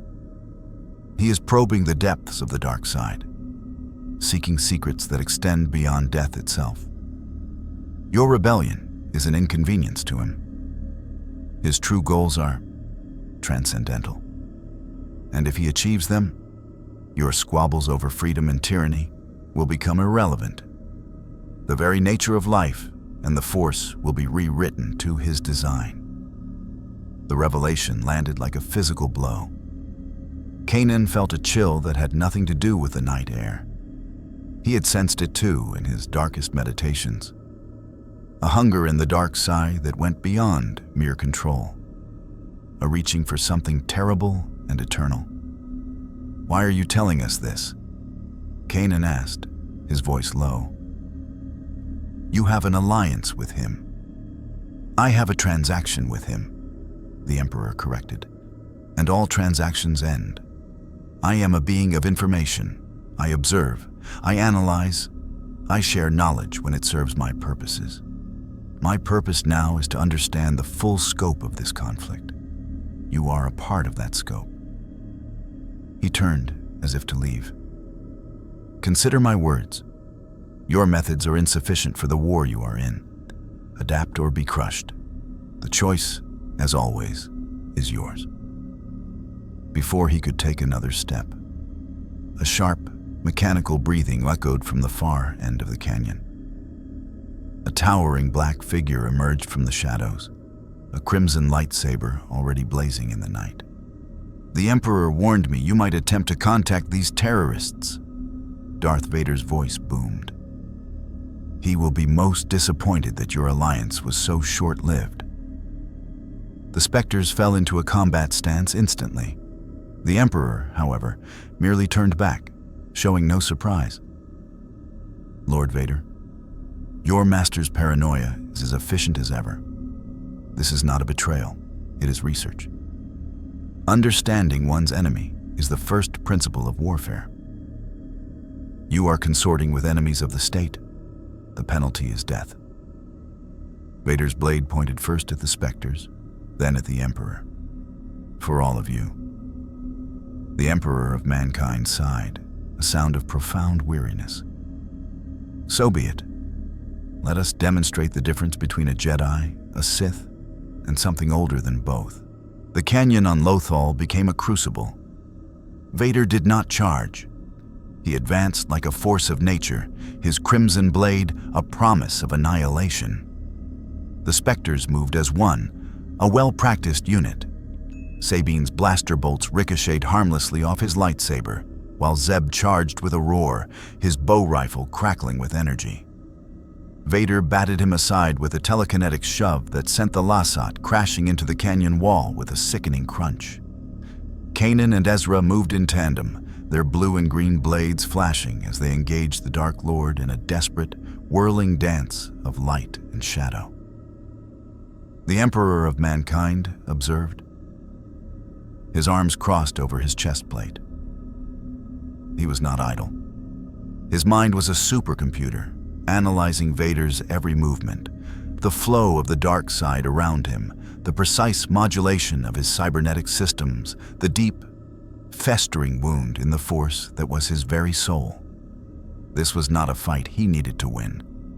It was a data-gathering opportunity of the highest order. Kanan fought with the disciplined grace of a Jedi Knight, his blindness no hindrance in the Force. Ezra was wilder, more emotional, his attacks fueled by a desire to protect his family. They were skilled. They were also hopelessly outmatched. Vader's style was brutal, efficient, and overwhelming. He didn't finesse them. He broke their forms with sheer, relentless power. A flick of his wrist sent Kanan flying backward, skidding across the stone. A brutal parry disarmed Ezra, his green lightsaber clattering away into the darkness. The Jedi Order is extinct, Vader intoned, standing over the fallen Ezra. Their fire has gone out of the universe. You, young one, are an ember that should have been crushed long ago. It was then that the Emperor acted. He did not move with blinding speed. He simply took a single step forward, and the very air stiffened. Vader's lightsaber, poised for a killing strike, met an invisible, immovable wall a foot from Ezra's face. The crimson plasma blade sputtered and strained against the psychic barrier. "Enough, Lord Vader," the Emperor said, his voice calm yet filling the entire canyon. "This demonstration has served its purpose. You have confirmed their skill level and their limitations. Further slaughter is redundant." Vader turned his helmeted gaze, the red lenses focusing on the golden figure. The mechanical breathing seemed to deepen. "You interfere. You side with them. I side with the integrity of my research. This cell is a valuable data set. You are damaging my specimens." The Emperor's tone was that of a scientist chastising a careless lab assistant. "My agreement with your master was non-interference in my methods. This," he gestured at the scene, "constitutes interference." With a roar of pure fury, Vader redirected his attack. The crimson blade swept away from Ezra and toward the Emperor, a blow that could cleave through durasteel. The Emperor didn't block it with a barrier this time. His gauntleted hand snapped up and caught the lightsaber blade. The air screamed. Incandescent sparks of gold and crimson erupted where psychic energy met plasma. The smell of ozone and superheated metal filled the air. Vader strained, pouring his immense strength and dark side power into the blow. But the blade would not move an inch closer. The Emperor held it fast, his expression one of mild curiosity. "Fascinating," the Emperor mused, analyzing the energy discharge. The Kyber crystal's resonance with the dark side creates a feedback loop that amplifies the wielder's rage. A clever design, if psychologically crude. He twisted his wrist. With a sound of shearing reality, the crimson blade shattered. The broken plasma dissipated into nothingness, leaving Vader holding a dead hilt. The Dark Lord stared at it, then at the being who had just destroyed a Sith lightsaber with his bare hand.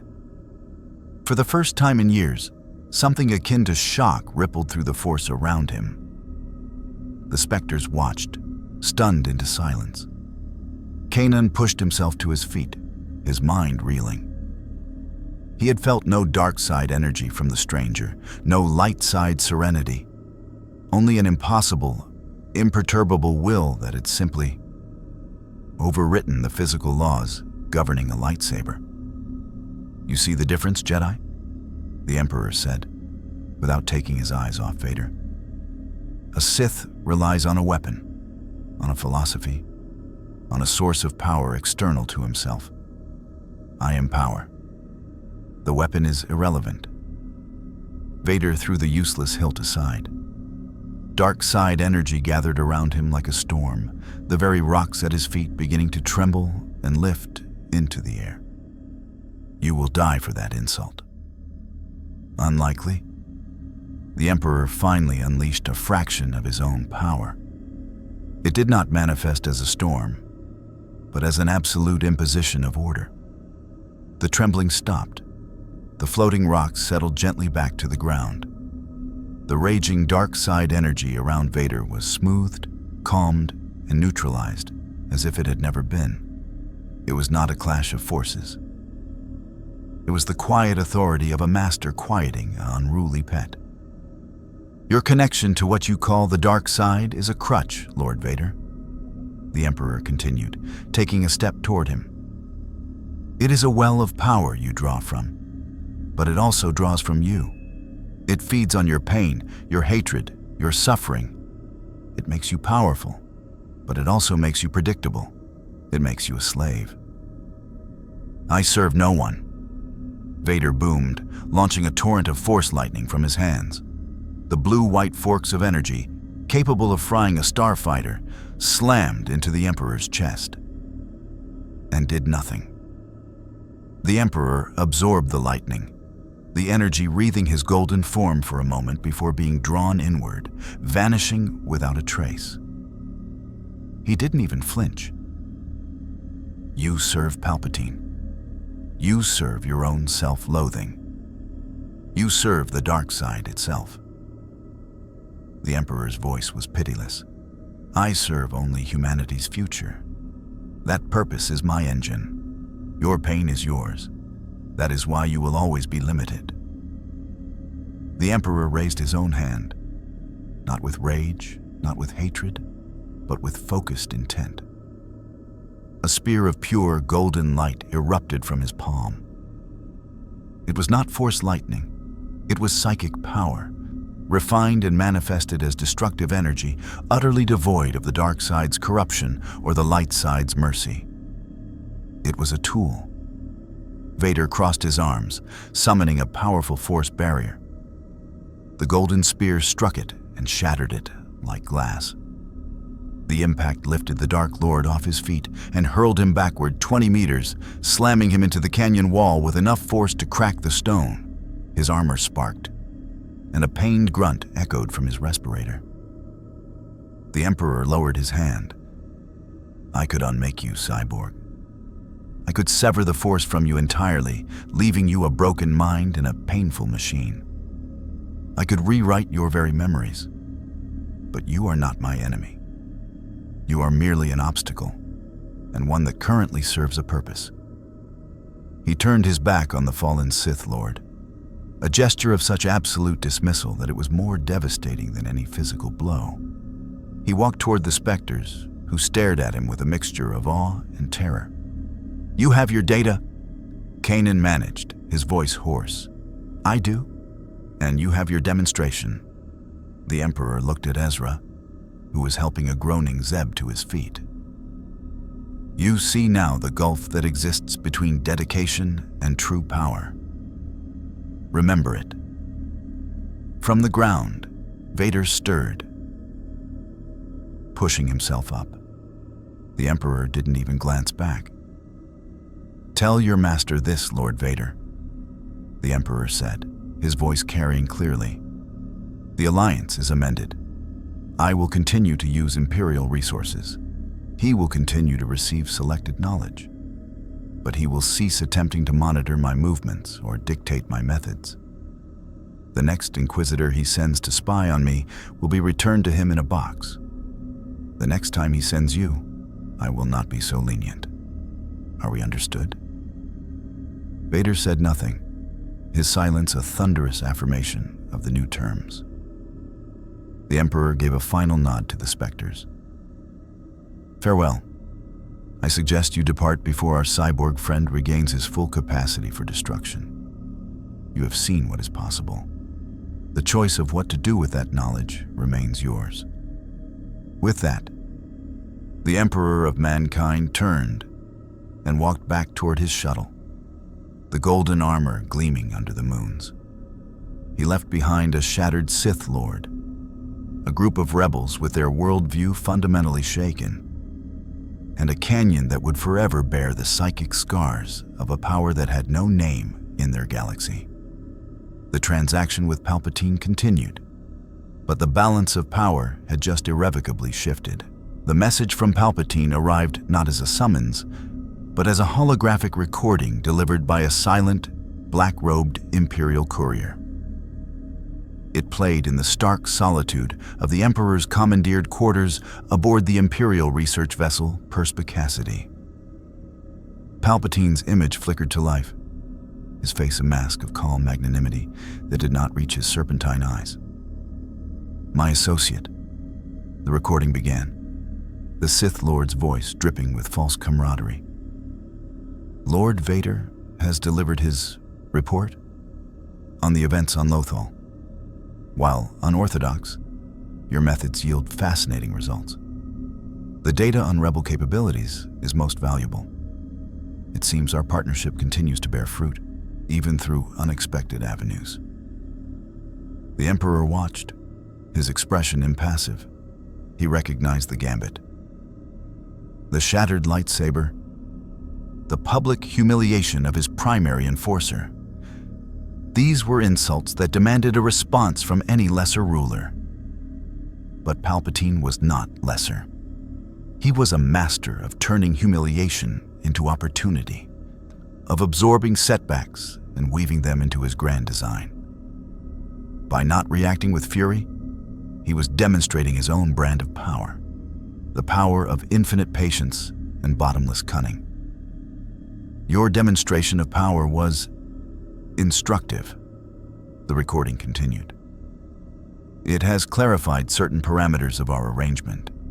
In the spirit of this newfound clarity, I have a proposition, a joint endeavor that may serve both our goals. There is a place in the unknown regions, a world known as Exegol. It is a locus of unique force phenomena, a wellspring of power untouched by Jedi or Sith for millennia. The energy there is primordial, chaotic. I believe it may hold the key to the dimensional instability you seek to replicate. I invite you to join me there. Let us pool our resources and our understanding. Let us peer into the abyss together and see what peers back. The hologram faded. The Emperor of Mankind stood in the silence, the offer hanging in the air. It was a trap, of course. Exegol was undoubtedly Palpatine's territory, a bastion of Sith sorcery where the dark side would be at its strongest. He would have rituals, weapons, and contingencies in place that could not be countered even by the Emperor's immense power. To go there was to walk directly into the lion's den. It was also the most promising lead he had encountered. For weeks, his research had hit a wall. The Empire's understanding of hyperspace was profound. But dimensional physics remained a theoretical ghost. The energy required to punch a hole between universes was, as he had told Krennic, of a magnitude this civilization could scarcely conceive. But a primordial, chaotic force nexus. That was different. That sounded less like a controlled energy source and more like a naturally occurring dimensional rift. A crack in reality itself. It was exactly what he needed. The choice was a classic Palpatine construction. Refuse and reveal the limits of your courage while losing the one potential path home. Accept and walk into a perfectly laid snare. The Sith Lord was not just a brute. He was an artist of manipulation. The Emperor of Mankind made his decision. He would go to Exegol. Not because he trusted Palpatine, but because he trusted in his own ability to survive any trap and turn it to his advantage. 40,000 years had taught him that the greatest rewards were always found in the heart of the greatest dangers. The journey through the chaotic hyperspace lanes of the unknown regions was navigated by a pre-programmed course provided by Palpatine. The perspicacity emerged from the swirling crimson mists of a nebula into a star system dominated by a dying red sun. And there it was, Exegol. A planet shrouded in perpetual storm, its surface a jagged landscape of obsidian mountains and deep canyons, lit not by sunlight, but by constant forks of unnatural lightning that danced between the peaks. The atmosphere was thick with the dark side. It was a physical pressure, a psychic miasma of ancient hatred and despair. As his shuttle descended through the violent cloud cover, the Emperor could feel it pressing against his consciousness, a chorus of whispers promising power in exchange for submission. He ignored them. The whispers of the warp were far more persuasive. He landed in a vast, cavernous hangar bay, carved into the planet's crust. The architecture was distinctly Sith, oppressive, megalithic, designed to crush the spirit. Ranks of Sith eternal cultists in red robes knelt as he disembarked, their faces hidden, their minds a collective drone of fanatical devotion. At the far end of the hangar, flanked by his crimson Praetorian guard, stood Emperor Palpatine. But not the Palpatine of Coruscant. This was a Palpatine revealed. His body was a ruined thing, sustained by a complex mechanical armature, his form swathed in black robes. The air around him crackled with raw, unchecked dark side energy. Here, on his true throne world, he made no attempt to hide his nature. "Welcome," Palpatine's voice echoed, amplified by the cavern and the Force. "To the source of true power, to the future of the galaxy." The Emperor of Mankind walked toward him, his golden armor a stark contrast to the oppressive darkness. "Your hospitality is noted. The energy signature of this world is remarkable. A wound in the Force itself." "A wellspring," Palpatine corrected, a ghastly smile stretching his lipless mouth, "from which the final order will flow."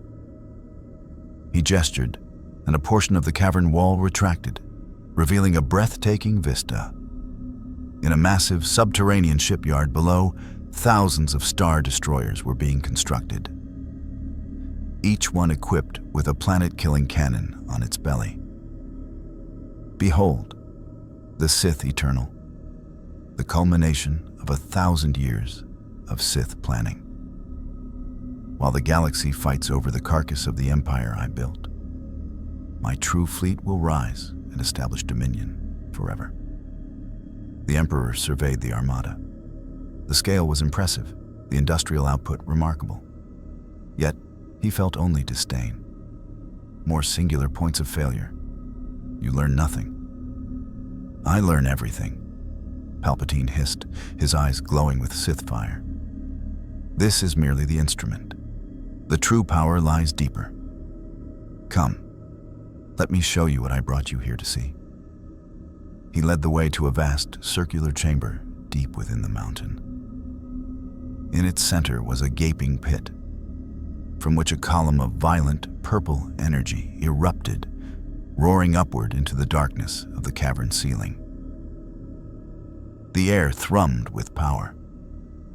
This was the heart of Exegol. The Emperor could feel it now.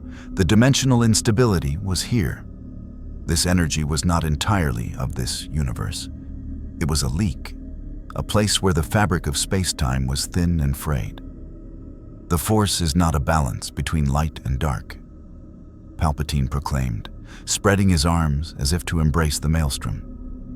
"That is a Jedi lie. The Force is a power to be mastered, to be dominated. And here, at the heart of the dark side, I have achieved what no Sith has ever dreamed. I have cheated death itself." The Emperor's psychic senses, fully extended, analyzed the energy column. He saw it now, the intricate web of Sith sorcery that Palpatine had woven. This was not just a power source, it was a transfer mechanism, a conduit for consciousness. "You have anchored your essence here," the Emperor stated, understanding dawning. "You are a parasite on this place. When your body dies, your consciousness returns here, to be implanted into a cloned vessel, a crude form of immortality. It explains the decay of your current form. The soul cannot be perfectly transferred without degradation." Palpatine's smile vanished, replaced by a flicker of surprise and irritation. The Emperor had seen through his greatest secret in moments. "It is perfection, eternal life, the ultimate power." "It is a coward's solution," the Emperor replied, his voice cold. "You fear the unknown of death so much that you chain yourself to this rock. Your consciousness diluted with each transfer, until nothing remains but a faded copy of a copy. True immortality is not the avoidance of death. It is the strength to endure forever. I have died, Palpatine, many times, and each time I have returned, whole and unchanged. What you have built is a tomb that masquerades as a throne. The air grew cold. The Praetorian guards tightened their grips on their weapons.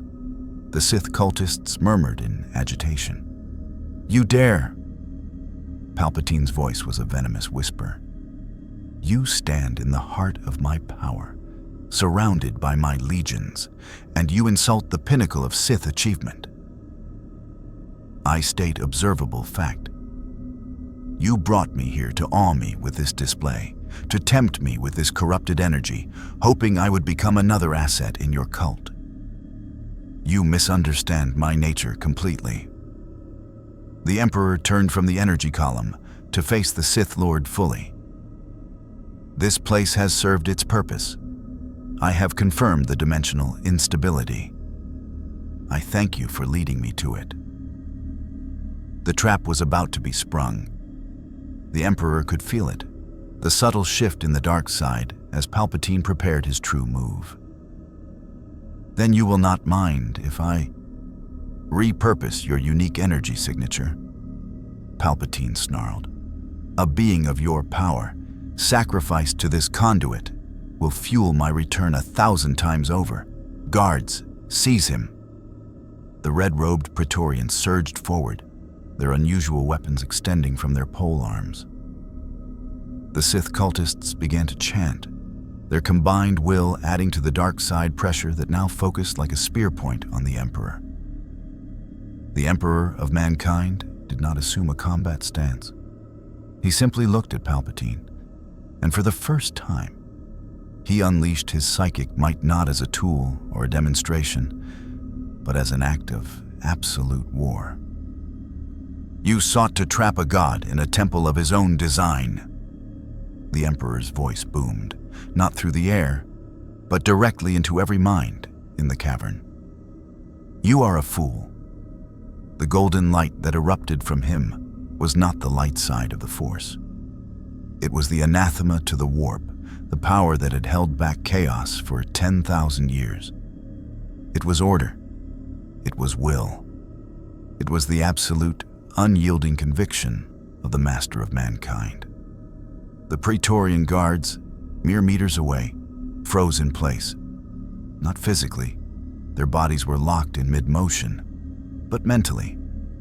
Their consciousnesses were simply erased. Their armored forms clattered to the floor, empty shells. The chanting of the cultists turned into screams of terror as the Emperor's psychic presence swept through them, not killing them, but scouring their minds clean of the Sith programming, leaving them as confused, terrified individuals huddled on the floor.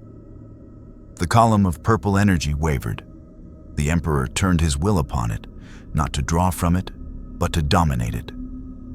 The chaotic dark side energy resisted, thrashing like a wild beast, but his will was an unbreakable cage. He began to force it into a new shape, to calm the storm and harness the dimensional instability at its core. Palpatine watched, his face a rictus of horror and rage. "No, this is my power. You cannot take it." "I do not take it," the Emperor thundered, his form now blazing like a second sun in the dark cavern. "I command it, as I command all power. This rift will serve humanity, not your pathetic vanity." The Emperor of mankind began to do what he had come to this galaxy to do. He began to build a way home. The cavern on Exegol became a forge of realities. The roaring column of purple energy, once a chaotic testament to Sith supremacy, now bent to a will older than the concept of the Force itself. The Emperor of mankind stood at its epicenter, his mind a nexus of incalculable psychic computation. He was not merely drawing power, he was re-engineering the very nature of the dimensional breach, forcing the wild, dark side-infused energy into a stable, geometric pattern. Golden light, the manifestation of his absolute will, wove through the purple maelstrom, taming it, structuring it. Palpatine screamed in a fusion of rage and terror. This was not just theft, it was sacrilege. The heart of his power, the source of his immortality, was being systematically purified and repurposed before his eyes. He hurled bolts of force lightning that could vaporize battalions. The Emperor didn't even turn. The lightning struck the golden psychic barrier surrounding him and was absorbed. Its energy added to the growing structure. "You ruin everything," Palpatine shrieked, his voice cracking with strain. He gestured wildly, and from the shadows of the cavern, half-formed, clone-like bodies twitched to life in their preservation tanks. Failed experiments, now animated by raw Sith sorcery. They stumbled from their alcoves, puppets of dark energy, and shambled toward the glowing figure. The Emperor ignored them. His focus was on the mathematics of trans-dimensional physics. With a thought, a pulse of psychic force radiated outwards. It did not destroy the clone puppets. It unmade them at a molecular level, reducing them to drifting dust. The message was clear. Such petty distractions were beneath his notice. The structure taking shape in the center of the energy column was not a machine as the galaxy understood it. It was a psychic construct, a schematic of impossible geometry made manifest by will alone. It resembled a vast, rotating gyroscope of golden light, its arms etching precise, burning lines into reality itself. With each rotation, the chaotic roar of the Exegol nexus quieted, becoming a controlled, resonant hum. The oppressive weight of the dark side began to recede, replaced by an atmosphere of terrifying, sterile order. "This is not possible," Palpatine cried, his body trembling as he felt his connection to the nexus, his lifeline, being systematically severed and filtered. "The dark side is the ultimate power. The Force is a tool," the Emperor's voice echoed, not in the cavern, but in the fabric of space around them. "You treated it like a god. I treat it as a resource. That is why you lose." The psychic gyroscope flared, and a beam of coherent golden energy lanced from its center, striking the far wall of the cavern. Where it hit, reality did not tear. It dilated. A shimmering vertical pool of light appeared, like a doorway made of liquid mercury. Through it, glimpses of another universe could be seen. Not the immaterium, but the physical realm of Holy Terra itself. The sight was fleeting, distorted, but unmistakable. The spires of the Imperial Palace, the legions of Adeptus Custodes in their golden armor. The endless, devotional industry of a world that served as the heart of a million-world imperium. The portal was unstable, flickering. It required an immense, sustained power source to remain open. The Emperor turned his gaze from the gateway he had created and back to the now diminished energy column of Exegol. It was not enough. Taming the Nexus had reduced its total energy output. He needed more. His golden eyes fell upon Palpatine. The Sith Emperor felt the shift in attention like a physical blow. The predatory gaze was no longer that of a rival, but of an engineer considering a new power cell. The absolute, impersonal nature of that look struck a deeper fear in Palpatine than any threat of violence ever could. You cannot," Palpatine whispered, backing away, his mechanical armature whirring in protest. "You are a nexus of dark side energy yourself," the Emperor stated, his tone analytical. "A focal point of this galaxy's corruptive potential. Your life force, added to the stabilized energy of this place, will provide the necessary catalyst to open a permanent gateway." This was the true culmination of his assessment. Palpatine was not a person to be defeated. He was a component to be utilized. The ultimate expression of the Imperial truth. There are no gods, no demons, only resources and obstacles. "You are mad," Palpatine screamed, gathering the full, furious might of the dark side around him. The very stone of the cavern began to rip apart, swirling into a vortex of black energy and shattered rock. "I will not be used. I am the Emperor." "You are a battery," the Emperor replied. He moved, not with speed, but with inevitability. The vortex of dark side energy and debris meant to shred him parted before his golden form like water before a bow. Palpatine unleashed everything he had, centuries of accumulated Sith knowledge, the pain of 1,000 sacrifices, the bitter hatred of a lifetime of betrayal. A storm of black lightning and psychic violence that could extinguish stars erupted from him. The Emperor walked through it. The storm broke against him, not with a clash, but with dissolution. His presence was a null field against such chaotic, emotion-fueled power. He was ordered to Palpatine's chaos, a concept given form that this galaxy had never needed to produce. He reached the Sith Lord. Palpatine, in a final, desperate act, tried to transfer his essence to flee to one of his waiting clone bodies. The Emperor's psychic grip closed not on his physical form, but on his soul. The transfer was severed, the tether cut. "No, this is not. I am all the Sith." Palpatine's voice was a strangled gasp. "And I am the end of them." The Emperor of Mankind placed his gauntleted hand upon Palpatine's forehead. There was no flash of light, no scream of agony. There was only a sudden, profound silence. The raging storm of dark side energy vanished. The vortex of stone and debris collapsed, raining harmlessly to the floor. Palpatine's body did not disintegrate. It simply emptied. The malevolent intelligence, the accumulated power, the very essence of Darth Sidious, was drawn out in a single, swift torrent of golden light. The Emperor funneled it directly into the psychic gyroscope, a final, massive surge of power. The body in the mechanical armature slumped, a hollow, withered shell. The last Sith Emperor was gone, not killed, but consumed.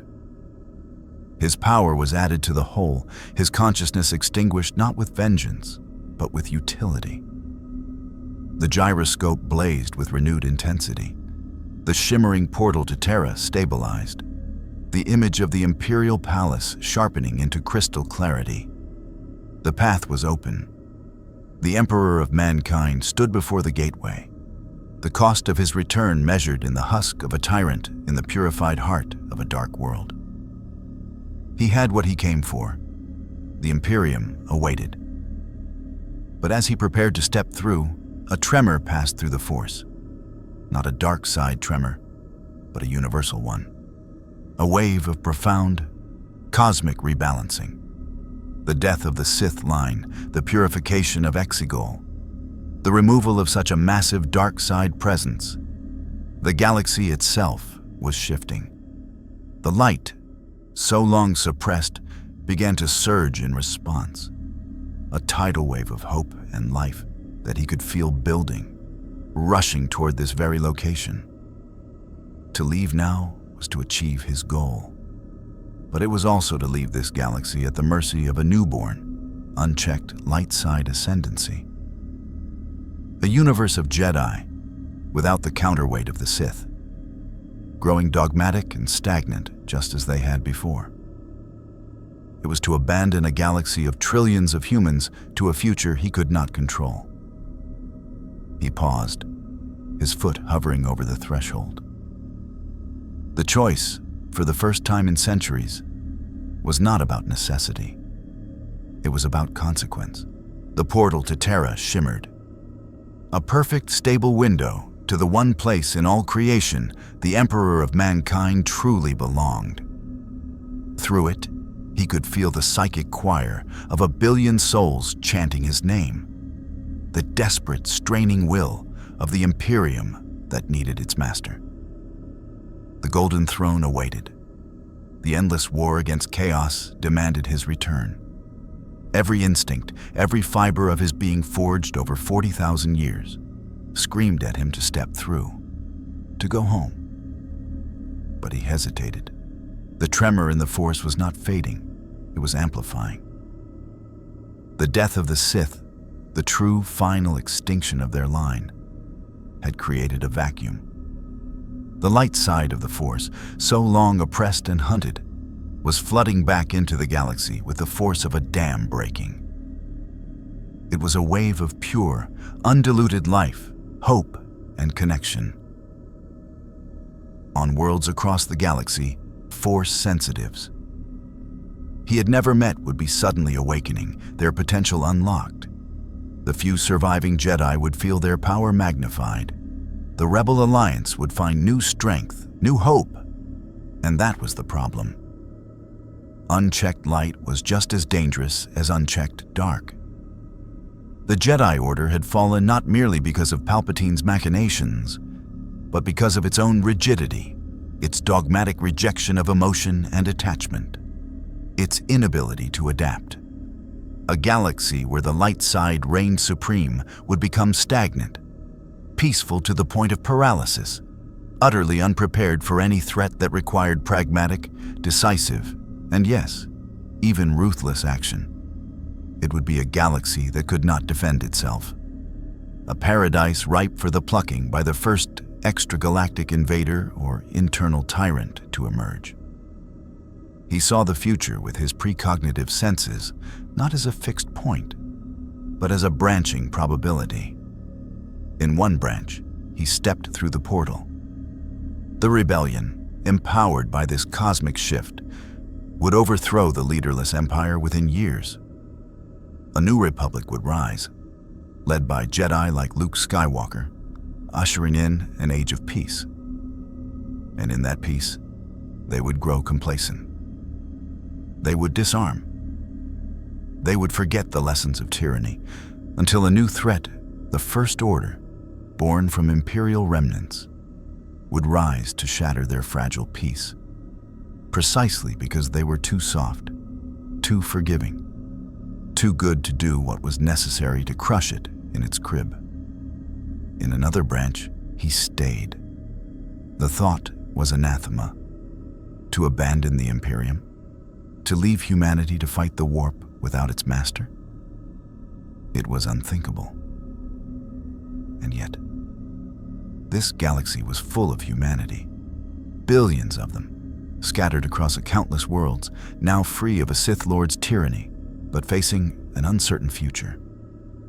They were his species, as much as the humans of Terra. Did his duty not extend to them as well? The imperial truth, that there are no gods, only the supreme potential of mankind, was a philosophy this galaxy had never heard. They huddled under the twin superstitions of the Force and the Sith. They needed order. They needed purpose. They needed the imperial truth. A new calculation began to form in his mind, a plan of such staggering scope that it momentarily eclipsed even the pull of the Golden Throne. He could not stay forever. The Imperium of Man would eventually fall without him.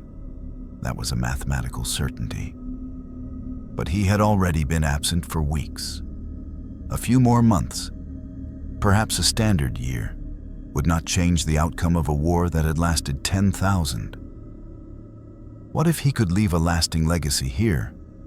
Not a conquest. That would take too long and require resources better spent on the journey home. But an imprint. A new Imperium in embryo, founded on his principles, that could guide this galaxy's humanity to a stronger, safer future. A faction that understood that survival sometimes demanded monstrosity, and that peace was not a natural state, but a temporary lull between wars. He would create a third path, not Sith, not Jedi, not Rebel, not Imperial, human. The decision made, the Emperor turned from the portal. With exertion of will, he did not close it, but minimized it. collapsing the gateway from a towering doorway to a small, contained sphere of golden energy, no larger than a human head. That hovered above his palm. A stabilized dimensional anchor, his ticket home, now portable. He would return to the Imperium, but on his own schedule. His first act was to look upon the husk of Palpatine, still suspended in its mechanical armature. A symbol of the old order. With a psychic command, he reduced it to atoms, scattering it into the now clean energy of the Exegol nexus. The last physical trace of the Sith was gone. His second act was to reach out with his mind across the light years to a specific, familiar presence, the Grand Inquisitor, who was aboard a star destroyer hunting rebels in the Mid-Rim. The Pau'an was in his meditation chamber when the voice thundered in his mind, not as a whisper, but as a direct, uncompromising command. You sought a truth beyond your master's lies. You will have it. Come to the coordinates I now impart. Come alone. Your former service is ended. A new purpose awaits. The Grand Inquisitor jolted, the command searing into his consciousness with the force of a psychic brand. He felt the shackles of Palpatine's influence vanish, the constant background pressure of the dark side suddenly absent. The clarity was terrifying. The Emperor's third act was broader. He sent a pulsed, psychic beacon, not through the Force, but under it, using the dimensional anchor as an amplifier. It was a call, not to the light or dark, but to a specific mindset. To the disillusioned, the pragmatic, the lost, and the strong. To Imperial officers who served order but despised Palpatine's cruelty. To scientists who sought progress without moral constraints. To soldiers who believed in humanity's potential. To Force sensitives who felt alienated by both Jedi and Sith dogma. The message was simple, a core tenet of the Imperial truth repeated like a mantra. There are no gods. There is no destiny. There is only mankind and the strength it claims for itself. Across the galaxy, thousands heard it. Most dismissed it as a strange dream. But hundreds felt something stir, a calling, a resonance with a philosophy they had never dared to articulate. They began making excuses, altering course, heading for the mysterious coordinates in the unknown regions. The Emperor went to work. Using the purified energy of Exegol, he began the construction of a new foundation. It would not be a massive fleet or a planet-killing battle station. It would be an archive, a fortress monastery built into the mountains of Exegol, designed to withstand millennia. Within it, he began implanting the sum total of his knowledge, not the advanced weaponry of the Imperium, but its core philosophy, the Imperial truth, the principles of logic, science, and human supremacy, free from the corruption of the warp or the dogma of the Force. A guidebook for building a society that could survive in a hostile universe. He was planting a seed. The Imperium of Man was a gnarled, ancient tree, twisted by 10,000 years of war and religious corruption. What he built here would be a sapling, pure and strong, guided by his original vision. Weeks passed. The first ships began to arrive. The Grand Inquisitor was among the first, his Imperial II-class star destroyer, the Resolute, entering the Exegol system.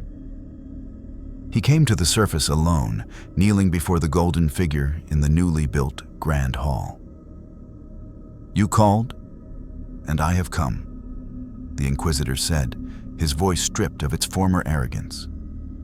"The Empire is in chaos. The Emperor is dead. Vader's whereabouts are unknown. Moffs are vying for power. The old Empire is irrelevant," the Emperor of Mankind stated. You will be the first of my new heralds. You will teach the philosophy I give you. You will find others who hear the call. You will build the foundation of a new human future." He looked at the small, gathered crowd. Officers, engineers, former Imperials, a few bewildered Force sensitives. They were the beginning. The work was underway. But in the shadows of the galaxy, the light was also gathering. And a new Dark Lord, now truly unshackled from his master, felt the death of Palpatine and the emergence of this new golden power. Vader was coming. The final confrontation was yet to come. And the Emperor of Mankind knew that before he could secure his legacy or return home, he had one last monster to put down. The silence on Exegol was not the absence of sound, but the presence of purpose. The chaotic storms had been calmed, the perpetual twilight now lit by the soft, golden luminescence of the Emperor's psychic constructs. The nascent fortress monastery, grown from the living rock through sheer will, stood as a bastion of stark, utilitarian architecture amidst the jagged peaks. In its central hall, the Emperor of Mankind oversaw the first convocation of his new disciples. 100 men and women, former Imperial officers, disillusioned scientists, and Force sensitives who had answered the call of the Imperial truth, stood in rapt attention as he imprinted the core tenets of his philosophy directly into their minds. There are no gods. There is no destiny. There is only mankind, and the strength it claims for itself. The Grand Inquisitor, now styled as the first Magister of the New Order, felt the weight of the knowledge settle upon him. It was a crushing, liberating burden. The lies of the Jedi and the Sith were swept away, replaced by a cold, clear vision of a universe where humanity's only savior was its own indomitable will. It was terrifying. It was true. It was in the midst of this founding catechism that the sky cracked. A single Imperial I-class Star Destroyer, the Devastator, ripped out of hyperspace directly above Exegol, ignoring all gravitational and navigational hazards. It did not hail. It did not slow. It plunged through the atmosphere like a spear of vengeance, its hull scorched and pitted from battles unknown. It was a ship driven by a single, burning will, and it aimed its prow directly at the heart of the new fortress. The Emperor looked up. He had expected this. The death of Palpatine had severed Vader's leash. The rise of a new, dominant power in the Force had drawn him like a moth to a flame. This was not an invasion. It was a challenge. "The final artifact of the old order arrives," the Emperor said, his voice calm. "Remain here. This is not your battle." He walked out onto the vast, flat landing platform that served as the monastery's courtyard. Above, the Devastator filled the sky, its shadow plunging the area into twilight. Escape pods and shuttles rained from its bays as the crew, sensing the suicidal intent of their commander, abandoned ship. The Star Destroyer continued its death dive, a city-sized missile aimed at the Emperor. The Emperor did not raise a barrier. He did not destroy the ship. He simply reached out with his mind and stopped it. The Devastator froze in midair, 500 meters above the ground. The shriek of tortured metal and overstressed engines echoed across the plains as the multi-million-ton warship was arrested in its fall by an invisible hand. It hung there, silent and immense, a testament to a power that defied physics. A single black shape dropped from its ventral hangar bay, falling like a stone before igniting its lightsaber, a new crimson blade, and landing on the platform with a force that cracked the stone. Darth Vader rose, his cape settling around him. His mechanical breathing was the only sound. You, Vader's voice boomed, filled with a new, raw hatred. You destroyed my master. You seek to replace him. But the Empire is mine, by right. The Empire is a broken toy, the Emperor replied, dismissing the hanging Star Destroyer with a flick of his wrist.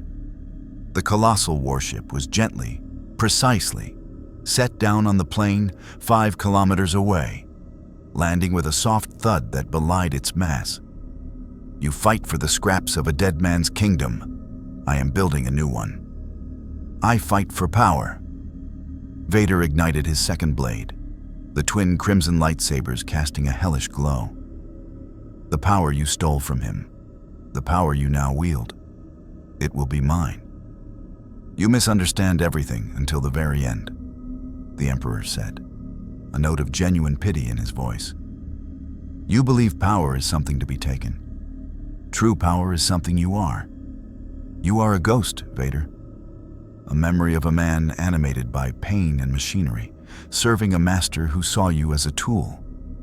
There is no Anakin Skywalker left to save. There is only a wound in the Force. And I am here to cleanse it. The insult to the name he had forsaken was the final spark. Vader unleashed a telekinetic blast that could have leveled a city block. The Emperor absorbed it, the energy dissipating against his golden form without effect. Vader charged, his lightsabers weaving a web of crimson death. The Emperor did not draw a weapon. He did not summon lightning. He met the charge by simply standing his ground. When the lightsabers came within a meter of him, they stopped, their plasma blades straining against an impervious psychic field. Vader poured all his strength, all his rage, all his dark side power into the assault. The blades inched closer, spitting and crackling with energy, but they could not touch him.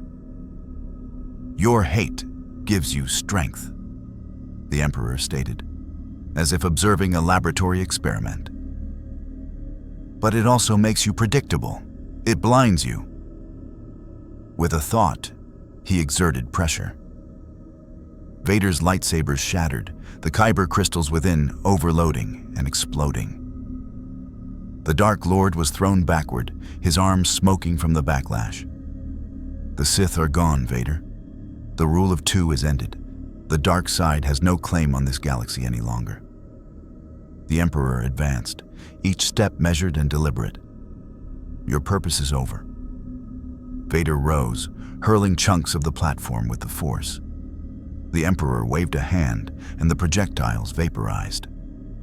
Vader tried to crush his respirator with a telekinetic grip. The Emperor's own biofields were inviolable.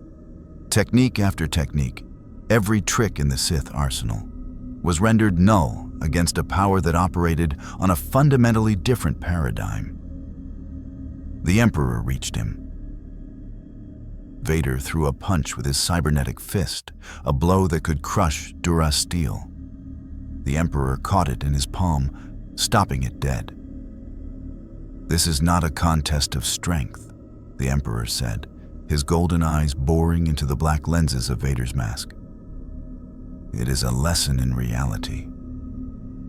Psychic energy, not of the Force, but of the Emperor's own immortal essence, flowed into Vader. It did not attack his body. It attacked his very existence. The Emperor showed him the truth, not of his past, but of his future.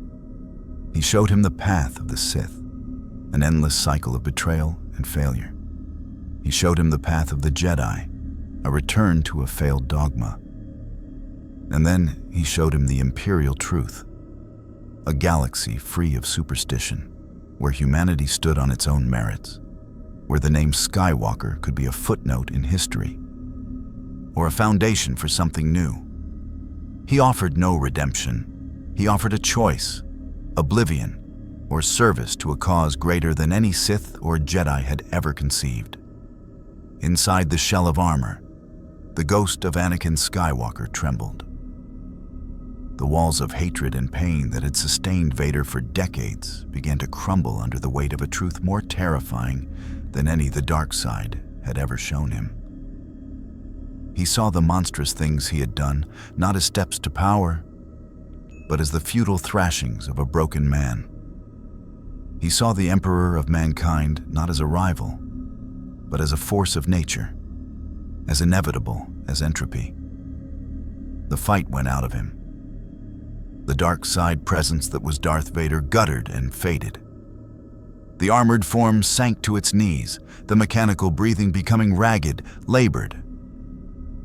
"I see." The voice from the mask was quiet, stripped of its mechanical menace. It was just a man's voice, broken and tired. The Emperor looked down at him. The galaxy has no place for Darth Vader, but it may yet have a place for the strength that remains. The choice is yours. He turned and walked back toward the monastery, leaving the fallen Dark Lord kneeling in the dust. The message was clear. Vader was no longer a threat worth killing. He was a problem that had been solved. As the Emperor re-entered the hall, his disciples looked at him with a new, profound understanding. They had witnessed a god not just defeat a monster, but render it irrelevant. The Magister approached. "What is your will, my lord?" The Emperor held up the small, contained sphere of golden energy, the dimensional anchor. The portal to Terra shimmered within it. The foundation is laid. The philosophy is implanted. You will be its custodians.